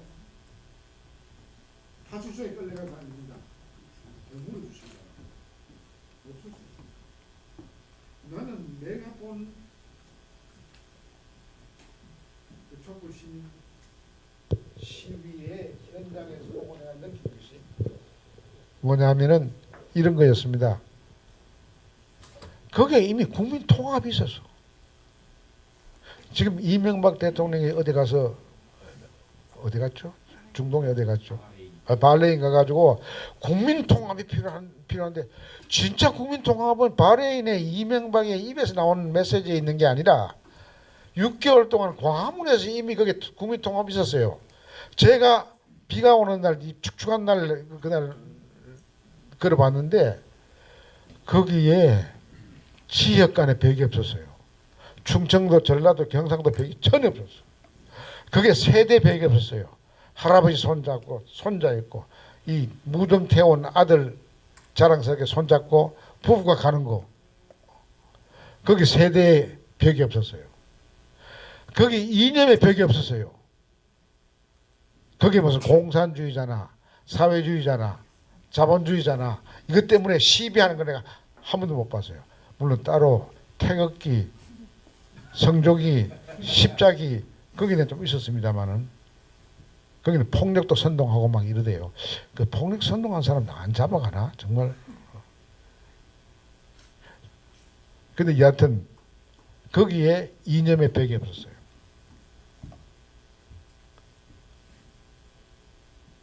거기에 남녀의 섹스의 벽이 없었어요. 그 진보와 보수 간의 다툼도 없었어요. 거기는 뭐 지역, 계급, 학력, 연령, 성 모든 구조적인 사회적인 장벽이 하나도 없었어요. 하나 축제였습니다. 그래서 제가 신기한 것은 촛불 들고 하여 바닥바닥 붙어 앉았는데 변소도 가고 싶고 배도 고프고 할 텐데 한 사람도 거기에 대한 불만이 없이 같이 노래 부르고 불을 촛불을 끌 때 신호 소리를 들으면 마치 예행 연습을 오랫동안 한 것처럼 북한에 제가 가서 그 10만 그 온다는 그 가서 그 봤습니다. 한번 이렇게 그 카드 섹션을 봤는데 정말 이게 세상에서 가장 이게 좀 볼만한 구경거리구나. 그래 제가 놀랐습니다만은 거기는 막 학생들 동원해가 막 훈련을 무지무지하게 시키니까 그랬는데 우리 여기는 촛불은 100만인데도 훈련 제대로 한 번도 안 하고 딱 한 대로 딱 끄고 탁 켜고 하는 거. 이게 서방 언론이 바보가 아닌 이상 그래 진짜 안 할 수 없는 거예요. 내 질문은 어디서 배웠느냐 이거야. 이 생이지진가? 생이지진이라는 건 날 때부터 아는 거. 학이지진은 배워서 아는 거. 그것은 우리 나라의 을들이 조선족 빼고라도 지난 한 세기 동안 외국 갑들에 의해서 억울하게 당하는 가운데 느낀 거. 그리고 이른바 해방 이후에 지난 72년 동안에 우리가 친일, 냉전, 근본주의 이 갑들에 의해서 고통당하면서 속으로 느꼈던 것들이 세월을 통해서 나는 부싯돌이 탁 켜져서 그 마른 풀에 불이 붙듯이 그렇게 한 거다. 이렇게 생각합니다. 여기 세월호 관계되는 지분이 있는지 없는지 몰라도 세월호는 참 하나님이 우리에게 내려주신 깨달음의 사건이라고 생각합니다. 슬픈 것도 있죠. 우리가 많이 배웠습니다. 그래서 저는 그때 직감으로 2014년 4월 16일은 4.19보다도 더 높이 국민들이 기억할 것이다 이렇게 말했는데 오늘 신문 아침 내가 조간신문을 보니까 국민들이 가장 큰 사건으로 기억하는 한국 역사의 사건의 1등은 1945년 해방 광복이고 내가 그걸 듣고 내가 속으로 욕을 했어요. 뭐 해방이 언제 해방이 돼서 해방된 적 없어요. 바로 분단으로 넘어왔기 때문에 광복도 없었어요. 광복 있으면 어떻게 헌법 전문에 나오는 그 3.1 운동과 임시정부의 광복까지도 부인하는 사람들이 건국절 논의하는 가운데 무슨 광복이 있겠습니까? 그런데 여하튼 우리가 일본 식민주의가 끝났다는 것은 하나의 틀림없는 역사적인 사실이니까 가장 큰 사건이죠. 국제적인 사건이죠. 그러니까 1등이 될 만한데 2등이 4.19쯤 되겠다 생각했고 3.1 운동이라고 생각했는데 4.16이더라고요. 야 이게 우리 국민들 마음속에 그렇게 큰 비중으로 다가왔다면은 이것은 정말 깨달음을 주는 역사적인 교훈이죠. 그런 깨달음에 이르게 하는데 정교조가 난 밑거름을 쳤다고 생각합니다. 여러분들이 정교조라면 거기에 여러분의 몫을 한 게 있습니다. 여러분 정신 차리고 더 잘해야 됩니다. 여러분들은 힘의 싸움하지 말고 정말 정말 깨닫게 하는 더 큰 힘 이것을 해주시기 바랍니다. 제가 이제 마지막으로 사자가 소의 여물을 먹는 거 이 이야기와 함께 이번에 이 트럼프 단어가 이후에 이 상황에 대한 이야기를 좀 하고 싶어요.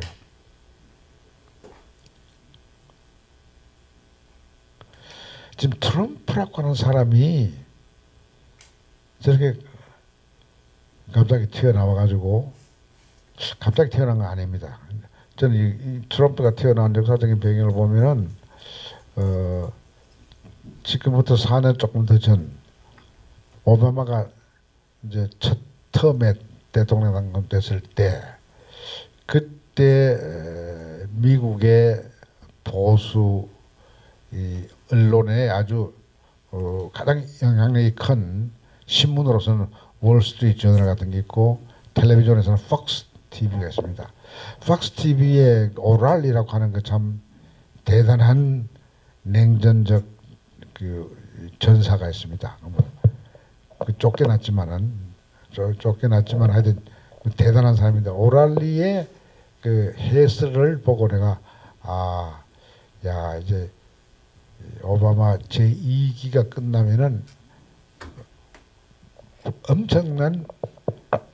미국의 보수 반동이 일어나겠구나 하는 걸 느꼈어요. 근데 오랄리가 말한 가운데 이런 말이 있었습니다. 그 사람이 말을 쉽게 아주 딱 조금 이렇게 강하게 이야기하면은 이제 미국은 없다. 그래서 우리의 건국의 아버지들이 여기 세운 미국은 없었다. 그럼 그 미국은 무슨 미국이냐면은 화이트 앵글로삭슨 프로테스탄트의 미국은 없다 이거죠.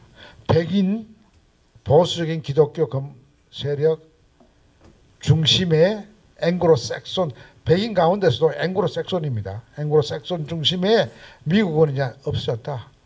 미국은 자유주의자들 혹은 사회주의적인 자유주의자들이 끈질기게 노력한 결과 이민 정책도 이게 활발하게 적용해서 많은 이 비백인들이 들어오기 시작하고 그들이 소리 지르기 시작하고 해가지고 지금 미국의 순수한 백인 주류 갑들은 없었다.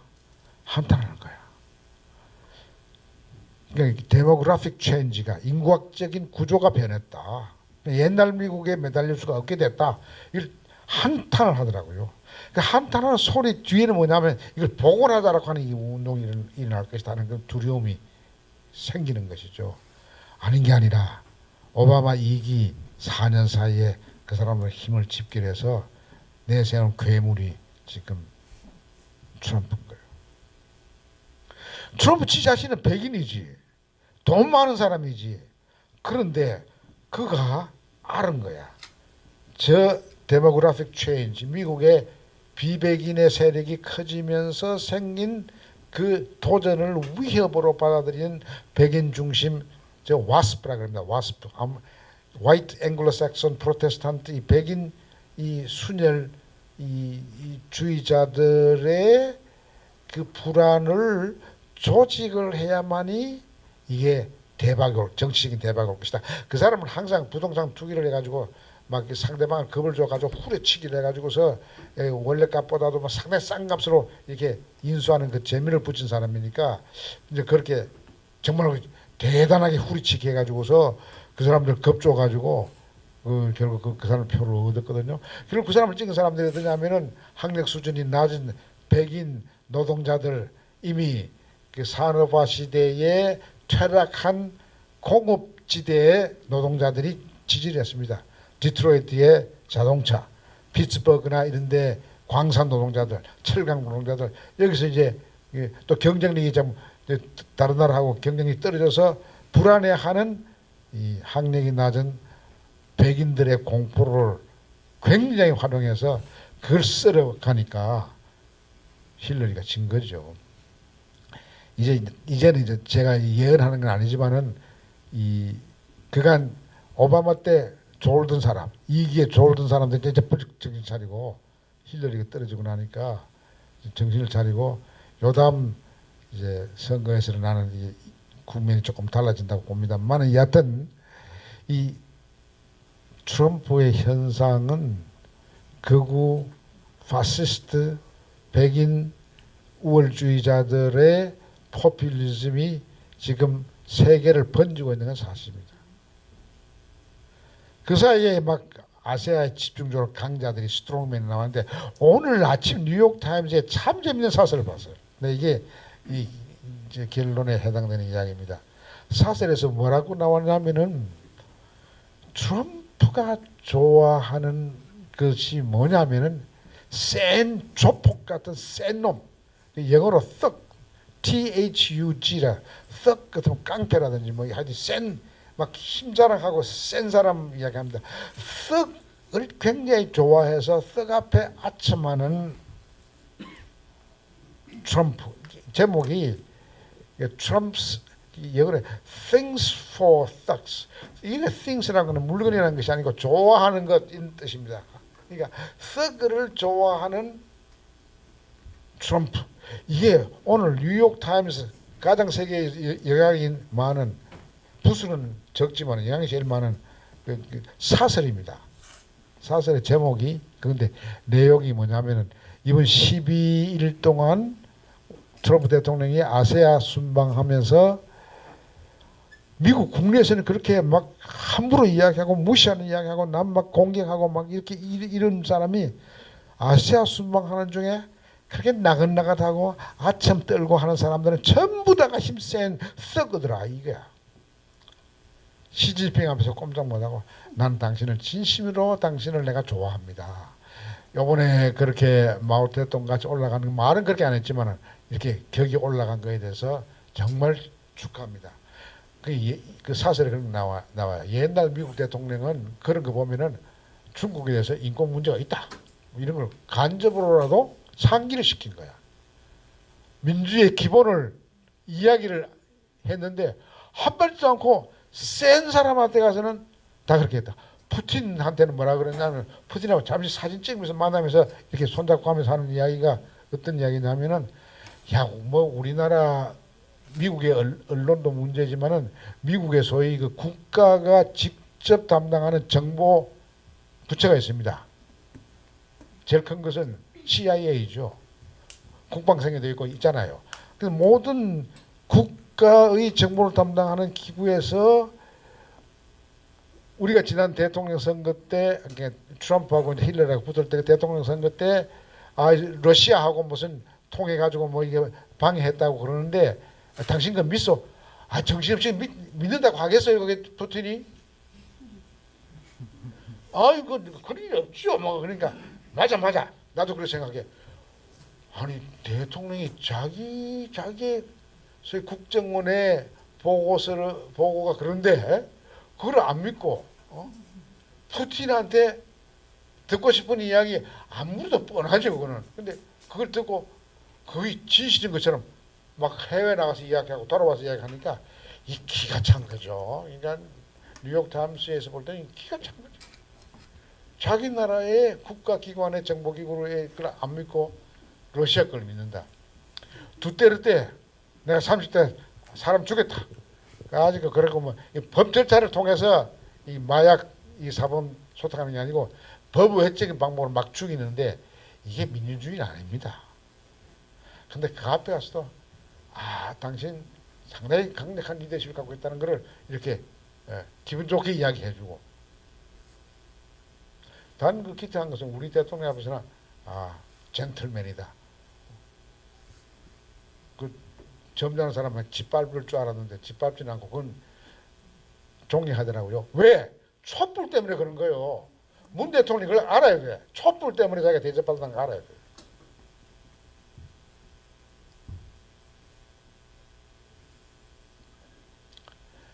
지금 미국은 대통령 자신이 미국의 가치를 미국 내에서나 밖에서나 그걸 보여주지 못하고 있어요.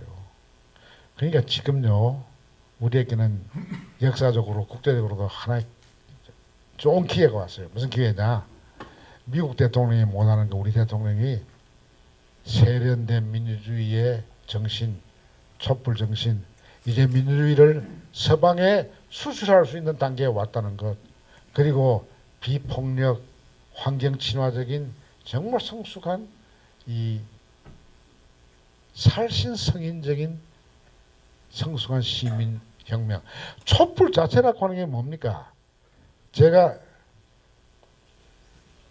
이 촛불 한창 일어났을 때 날짜가 2016년 12월 27일 날 어느 신문에 박인식이라고 하는 이 시민이 쓴 이 시가 있습니다. 이 시를 내가 낭독하고 오늘 이 강연을 끝내려고 합니다. 이 촛불 시민혁명은 축제였어요. 축제. 그게 전쟁에 살벌함이 없었습니다. 이렇게 말했습니다. 이 박선생이라는 사람은 시민을 어떻게 표현했냐면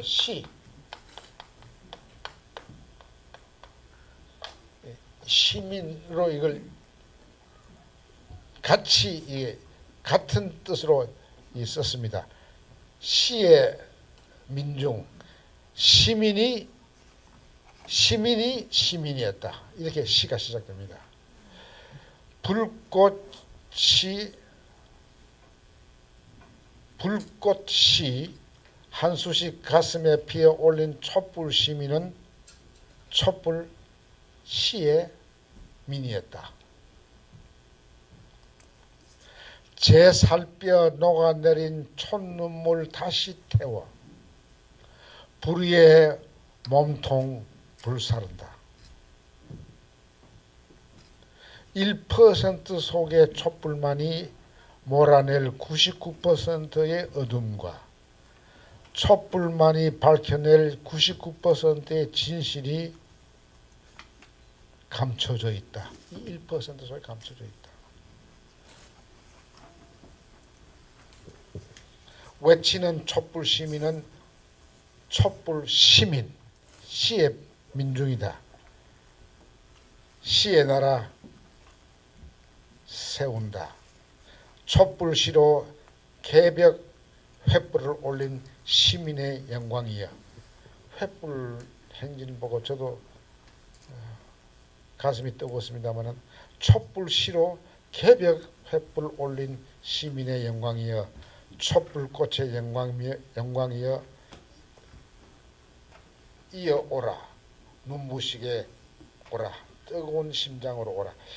제가 이걸 옮겨 쓰면서 제가 뭐를 느끼는가 하니 저는 아까 말씀드린 대로 기독교를 믿는 게 아니라 예수를 따르고 싶은 사람입니다. 예수 따름이라고 이야기하고 싶은데 이 기독교나 불교의 깊은 진리가 자기 비움입니다. 자기 비움. 초가 여기 시 말대로 제 살뼈 녹아내린 촛눈물 다시 태워. 초는 자기를 태워서 없애면서 빛을 발하고 따뜻함을 주고 깨달음의 방향을 제시하는 것이죠. 이 촛불이라고 하는 게 이게 정말 그 상징과 리얼리티가 너무 감동적입니다. 나를 죽여서 십자가에 못 박혀 죽으면서 새로운 진리의 빛을 던지는 예수의 그 촛불 마음. 그 신학적으로 케노시스, 비움의 신학이라고 그러는데 불교에서도 그걸 굉장히 난 높이 평가한다고 봅니다. 그러니까 이 촛불 시민명예혁명은 종교적으로 봐도 가장 깊은 뜻을 담고 있는 자기 몸을 태워 남을 살림으로써 함께 모두를 살리는 놀라운 성숙된 민주주의 시민의 혁명이었다. 이렇게 생각합니다. 그래서 오늘 내가 여러분들에게 우리 한국의 여러 가지 역사 속에서 이 갑들이 갖고 있는 횡포를 말씀드리고 그 횡포를 이기기 위해서 사자, 갑질하는 사자로 하여금 의뢰 체질을 갖게 하는 일, 그것이 교육입니다. 그게 촛불 교육입니다. 자기부터 소의 여물을 먹는 일을 실천하면서 사자들에게 소의 여물을 먹도록 그 메시지를 던져서 그 듣는 사람들이 이 마음의 변화를 일으켜 가지고 구조를 변화시키고 역사를 변화시켜서 정말 피 흘리지 않고 평화의 혁명, 진짜 혁명. 피 흘리는 혁명은 오래 못 갑니다. 저는 올해가 볼셰빅 1917년 볼셰빅 혁명의 100주년 기념인데 볼셰빅 혁명은 그것은 계급 타파를 폭력으로 추진했기 때문에 실패한 겁니다. 그런 의미에서 정교조가 참교육을 통해서 교육을 통해서 새 사람, 새 구조, 새 역사를 만들려고 하는 것은 참 잘 보았다고 생각합니다. 그것이 성공할 수 있기를 바라면서 오늘 제 두서없는 강연을 끝내겠습니다. 감사합니다. 네, 아이고 이렇게 먼 곳까지 오셔서 추운 날씨에 장시간 저에게 열정적으로 강연해 주신 한한상 전 부총님께 다시 한번 큰 손뼉 부탁드립니다. 네. 고생하셨는데 저 잠깐 차 한잔 하시면서 방금 그 박인식 시인의 시를 낭송하셨는데요. 저와 동명이인입니다. 저 오해하시지 말기 바랍니다. 제가 그런 아름다운 시를 쓸 수 있었으면 얼마나 좋을까 하는 생각이 듭니다. 혹시 저 질문하실 거 있으시면 저희가 시간이 조금 뭐 허락된다면 받아도 괜찮겠죠? 예, 혹시 네 선생님은 좀 앉으시고 마이크 요거 쓰시고 혹시 뭐 잠깐만요. 요거 네, 앞에 나가서 썼어요. 선생님이 아, 앉아 예, 계시면 이 책은 나중에 이 질문 끝나고 나서 혹시 여러분들이 아마 출판사에서 책을 가져온 모양인데 구입하시면 제가 사인을 해드리겠습니다. 네. 예.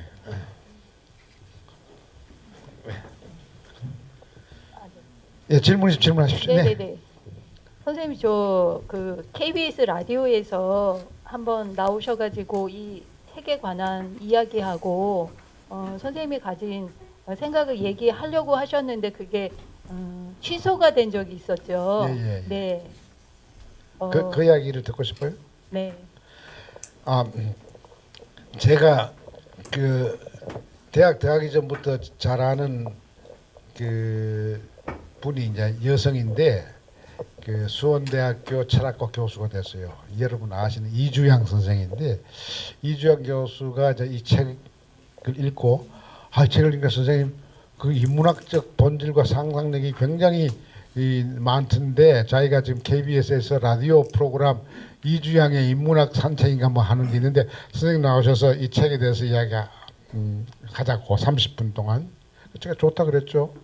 그래서 그럼 질문을 보내줘. 그러니까 이제 질문도 보내줘서 한 3주 전에 이제 그런 부탁을 받고 이제 준비를 해서 그러면 3주 후에 우리 작가가 선생님 모시러 집으로 가겠습니다. 그래서 이제 오후 3시, 4시쯤 집에 온다 그래서 이제 6시인가 뭐 가는데 집 들어가려고 그러는데 갑자기 PD로부터 전화가 왔어요.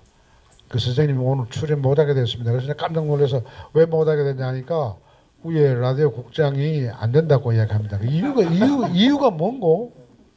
근데 내가 이렇게 물었습니다. 그 사람 혹시 대학은 나왔는가? 그러니까 대학 나온 정도가 아니고 선생님이 가르쳤던 서울대학교 물리대 철학과 나온 사람입니다. 그러니까 깜짝 놀랐어요. 철학과 나온 사람이 안 된다는 이유가 더 궁금해서 그럼 왜 안 된다고 이야기하는고? 그러니까 안 된다고 하는 메시지 온 것을 선생님의 스마트폰에 보내드리겠습니다. 그래서 내 스마트폰에 그 국장이라는 자가 안 된다는 이유가 적은 게 이런 거예요. 원래 이주양 교수의 그것은 인문학적 그 본질과 상상력을 하는 그 프로그램인데 내 책은 인간의 본성과 인문학의 본질과는 아무 관계가 없는 문재인 대통령을 옹호하는 인상을 주는 책이기 때문에 안 된다. 그래서 내가 그걸 보고 이 사람 정말 내 책 안 읽었구나 하는 확신을 가졌어요. 그래서 내가 그 PD한테 그 국장이 나한테 좀 전화하라 그러나 내가 가르치던 서울대학의 학생이었다면은 내가 정말 듣고 무슨 이유로 그렇게 했는지 묻고 싶어서 하니까 전화가 왔더라고요. 자기가 아마무게라고 그래 내가 있을 때 학생이었는가요? 그러니까 예 선생님 강의를 들으려고 그러는데 학생들이 너무 수강이 많아서 자기 못했습니다 그러더라고요. 그래서 내 책 읽었어? 그러니까 가만히 있더라고요. 읽었느냐고 그러니까 못 읽었습니다. 그래서 속으로는 그러면 그렇지 하고 그때 내가 화가 나서 책 읽고 다시 전화해. 탁 끊었어. 너무 허무한 거야. 이 책 읽어보시면 알지만은 여기 창의력이 뭐냐, 인간이 뭐냐, 6.25 때 우리 앞들에서 미군이 칼빙총 가지고 우리 집 돼지를 쏴 죽일 때 내가 그때 상상을 하면서 저 돼지가 사람처럼 말을 했더라면 안 죽었을 건데 그런 그게 나옵니다. 돼지는 말을 못하니까 풀 뜯어 몰라 꿀꿀대는데 한 20대 초반에 그 미군이 둘이 뭐라고 이야기하다가 내기하는 것 같아요. 내가 쏘겠다. 그러니까 쏴봐라 뭐. 그래서 꽝 쏘니까 꽥 하고 죽어버렸어요. 근데 우리 집 돼지인데 그 새끼가 6마리가 있었어요. 그래서 내가 속으로 그 죽는 걸 보고 저 돼지가 팔을 탁 들고 젊은 군인 나 죽이지 말아요. 내가 지금 이렇게 푹 뜯어먹는 거는 6마리의 내 새끼들 먹이려고 내가 열심히 뜯어먹는데 제발 죽이지 마세요. 그 말을 했더라면 절대로 못 죽었을 거라고. 안 죽었을 거라고. 말 못하는 것 때문에 죽었다 이거죠. 그때 그렇게 제가 중학교 3학년 때인가 3학년 때입니다. 3학년 때 6.25 나던 그 해니까 내가 그건 뭘 이야기하냐면 말을 못하게 하는 나라에 사는 사람들은 사람이 아니다 라고 하는 거를 그 인문학적인 사람이 사람다운 것은 말을 하는 것이다. 그리고 거기서 얘기한 게 국회가 뭐냐면 말하는 곳입니다. 파르먼트라는 것은 파르먼트는 원래 불어에서 나왔습니다. 불어의 파르레라 하는 것은 말이는 스피커란 말이에요. 그러니까 미국에서도 국회의장을 스피커라고 합니다. 미스터 스피커. 말하니까 국회가 되는 거지. 국회가 말 못하게 하면 그건 국회가 아닌 거예요.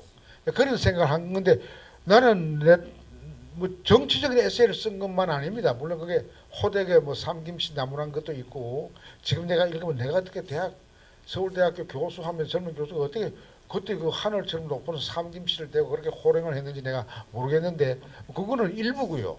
오히려 인문학적인 많으니까 그 이지영 교수가 하자 그랬는데 읽지도 않고 그런 지시를 내렸다 이거죠. 난 그게 국장이 내린 게 아니고 사장이 내리지 않았나 생각하는데 여하튼 그것이 그렇게 되니까 이제 노조에서 KBS도 이제 블랙리스트가 있구나.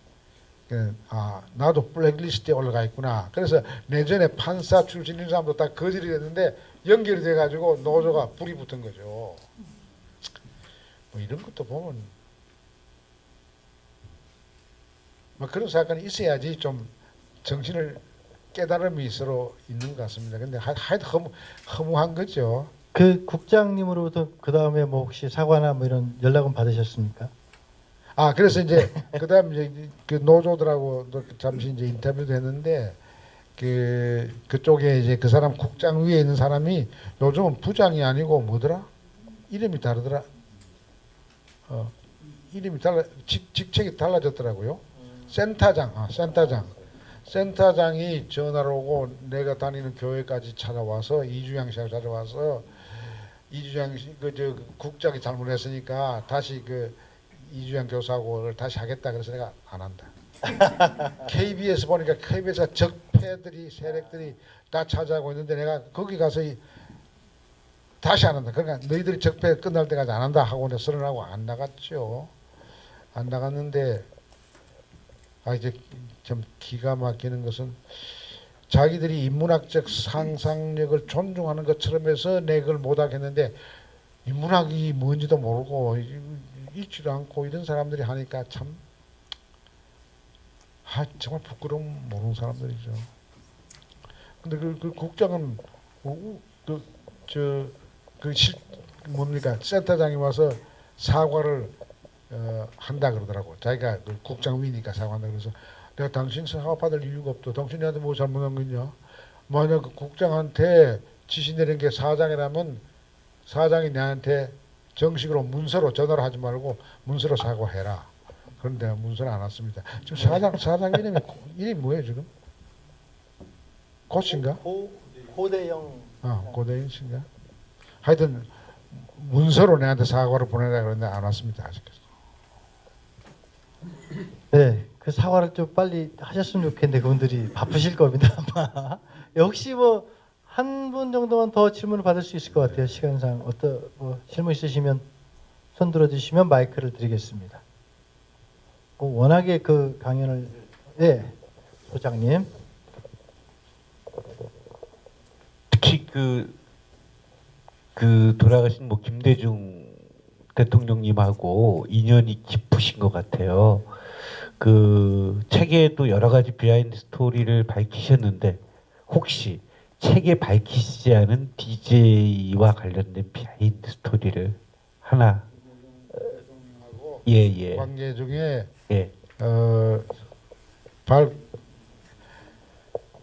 이런 게 있습니다. 김대중 대통령과 이렇게 이 정치적인 경랑 속에서 정치인 아닌 사람으로서 정치 밖에서 한 사람들 가운데 이야기한 거, 예를 들면 정경모 씨의 자서전 보면은 좋은 거와 나쁜 게 같이 있습니다.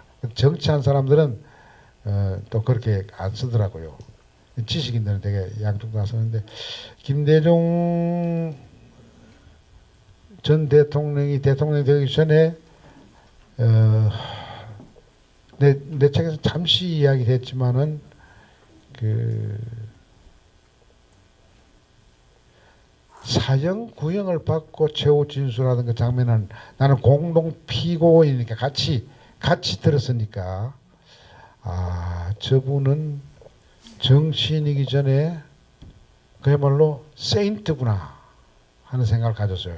그 마지막 진술에 이런 게 있습니다. 최후 진술을 그분은 1시간 40분 가까이 혼자 또렷또렷하게 차분하게 이야기를 하셨는데 마지막 가서 우리를 뒤로 한번 보시고 나서 동지들에게 유언처럼 말하는 건데 나의 죽음을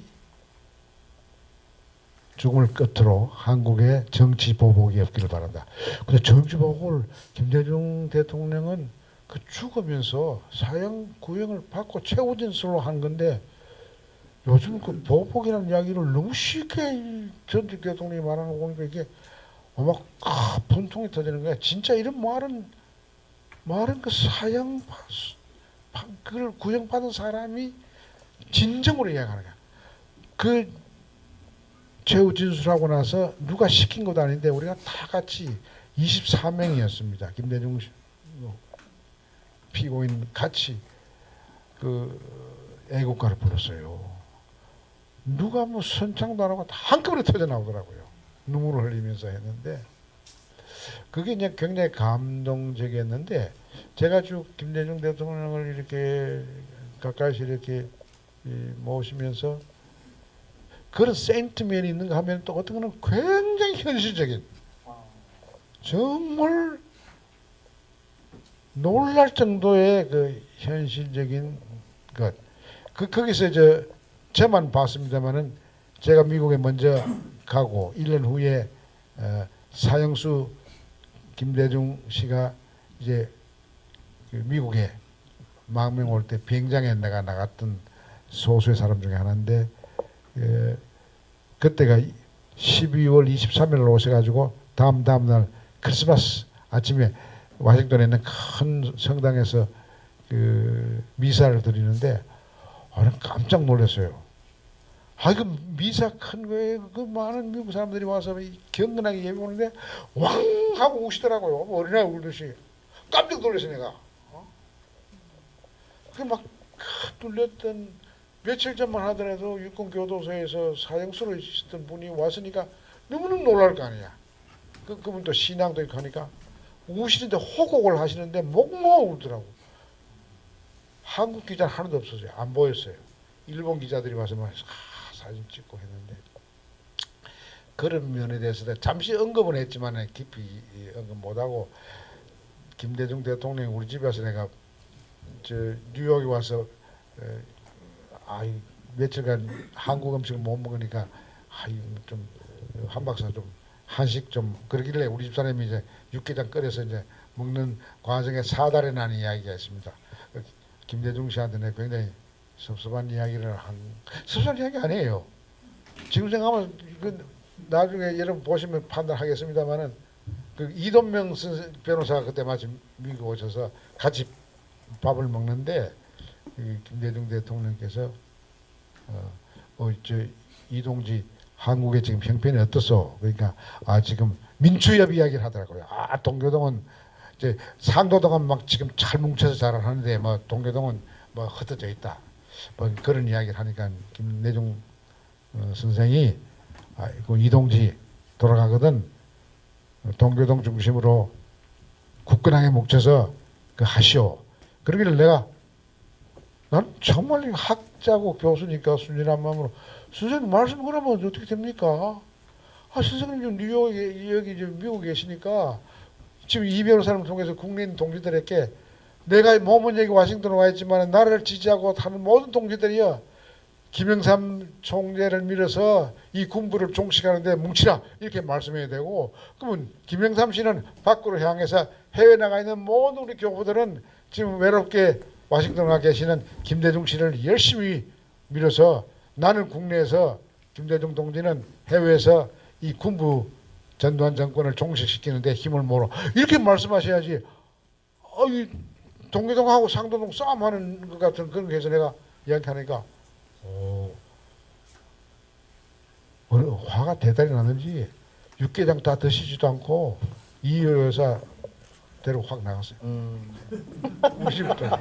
그래서 내가 우리 집 사람한테 야단 맞았어요. 우리 집 사람은 이제 열심히 부엌에서 후식을 하느라고 정신없는데 후식 가고 그러니까 손님이 없는 거야.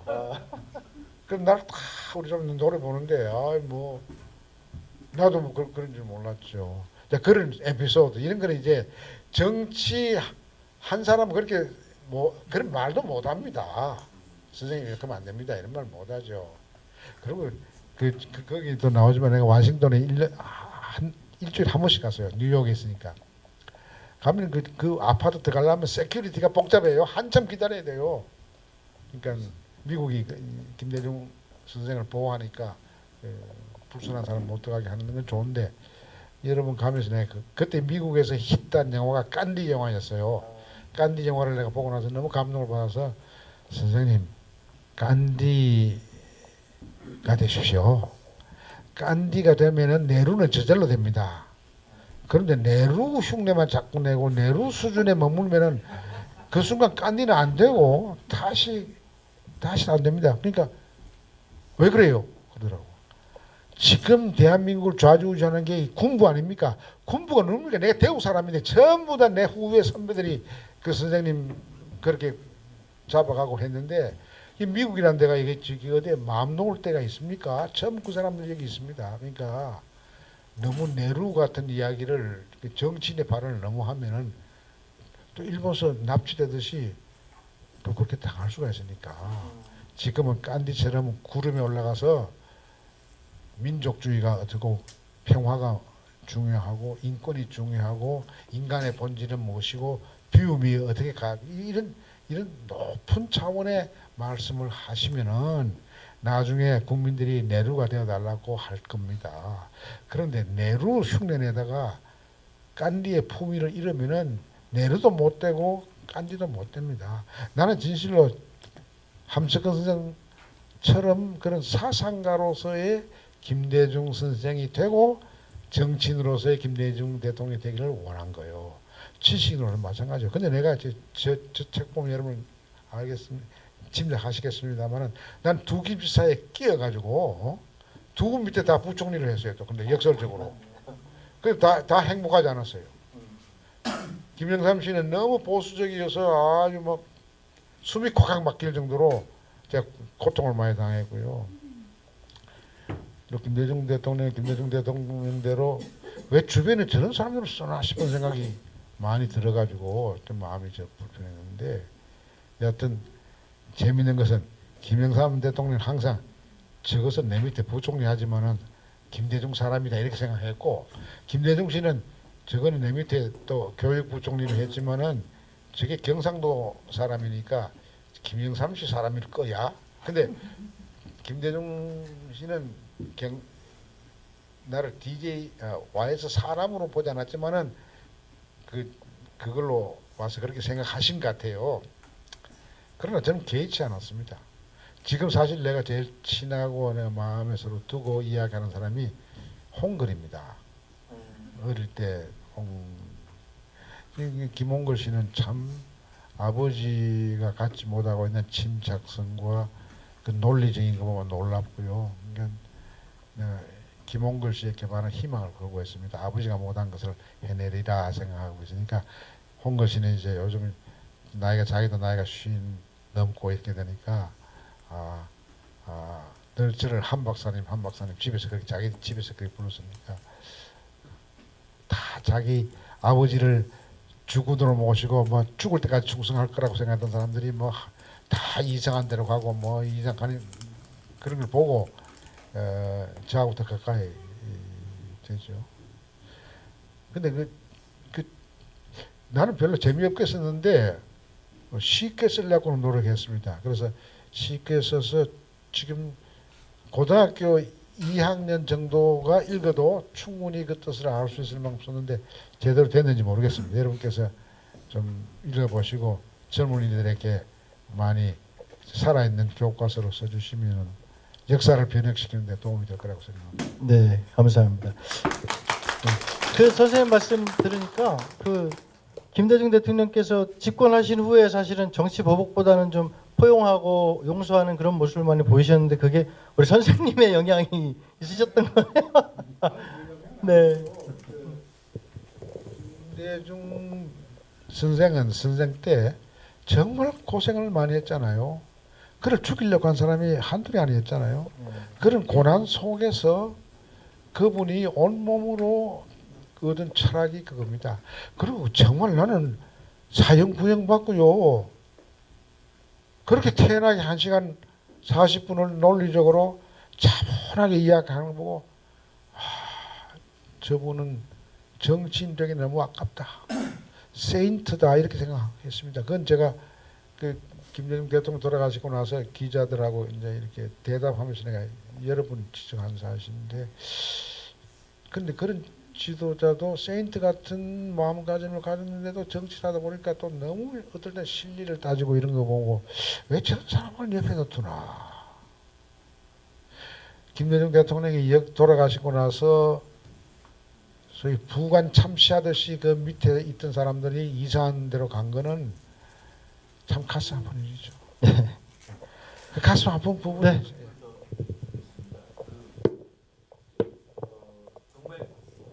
시대의 지성이 정말 이제 사라지는 시대다 이렇게 생각이 듭니다.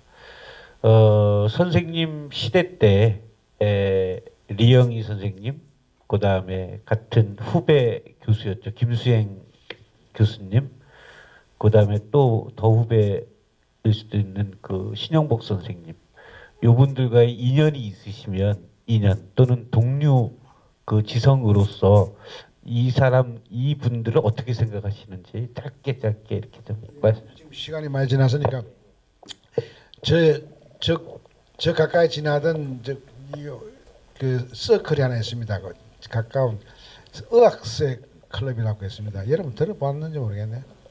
의학세 클럽이라고 하는 것은 이제 가까운 친구들 중에 잡혀가서 고생할 때마다 안 잡혀간 친구들이 모여서 격려도 하고 해서 이제 의학세인데, 왜 의학세냐면 의학세 슬피 우는 그 노래를 늘 잡혀가면 불렀어요. 그 멤버가 누구냐면은 이제 그 이영희, 죽은 장을병이, 지금 살아있는 한성은 변호사, 그리고 저 출판을 하는 그 법무사 윤 사장,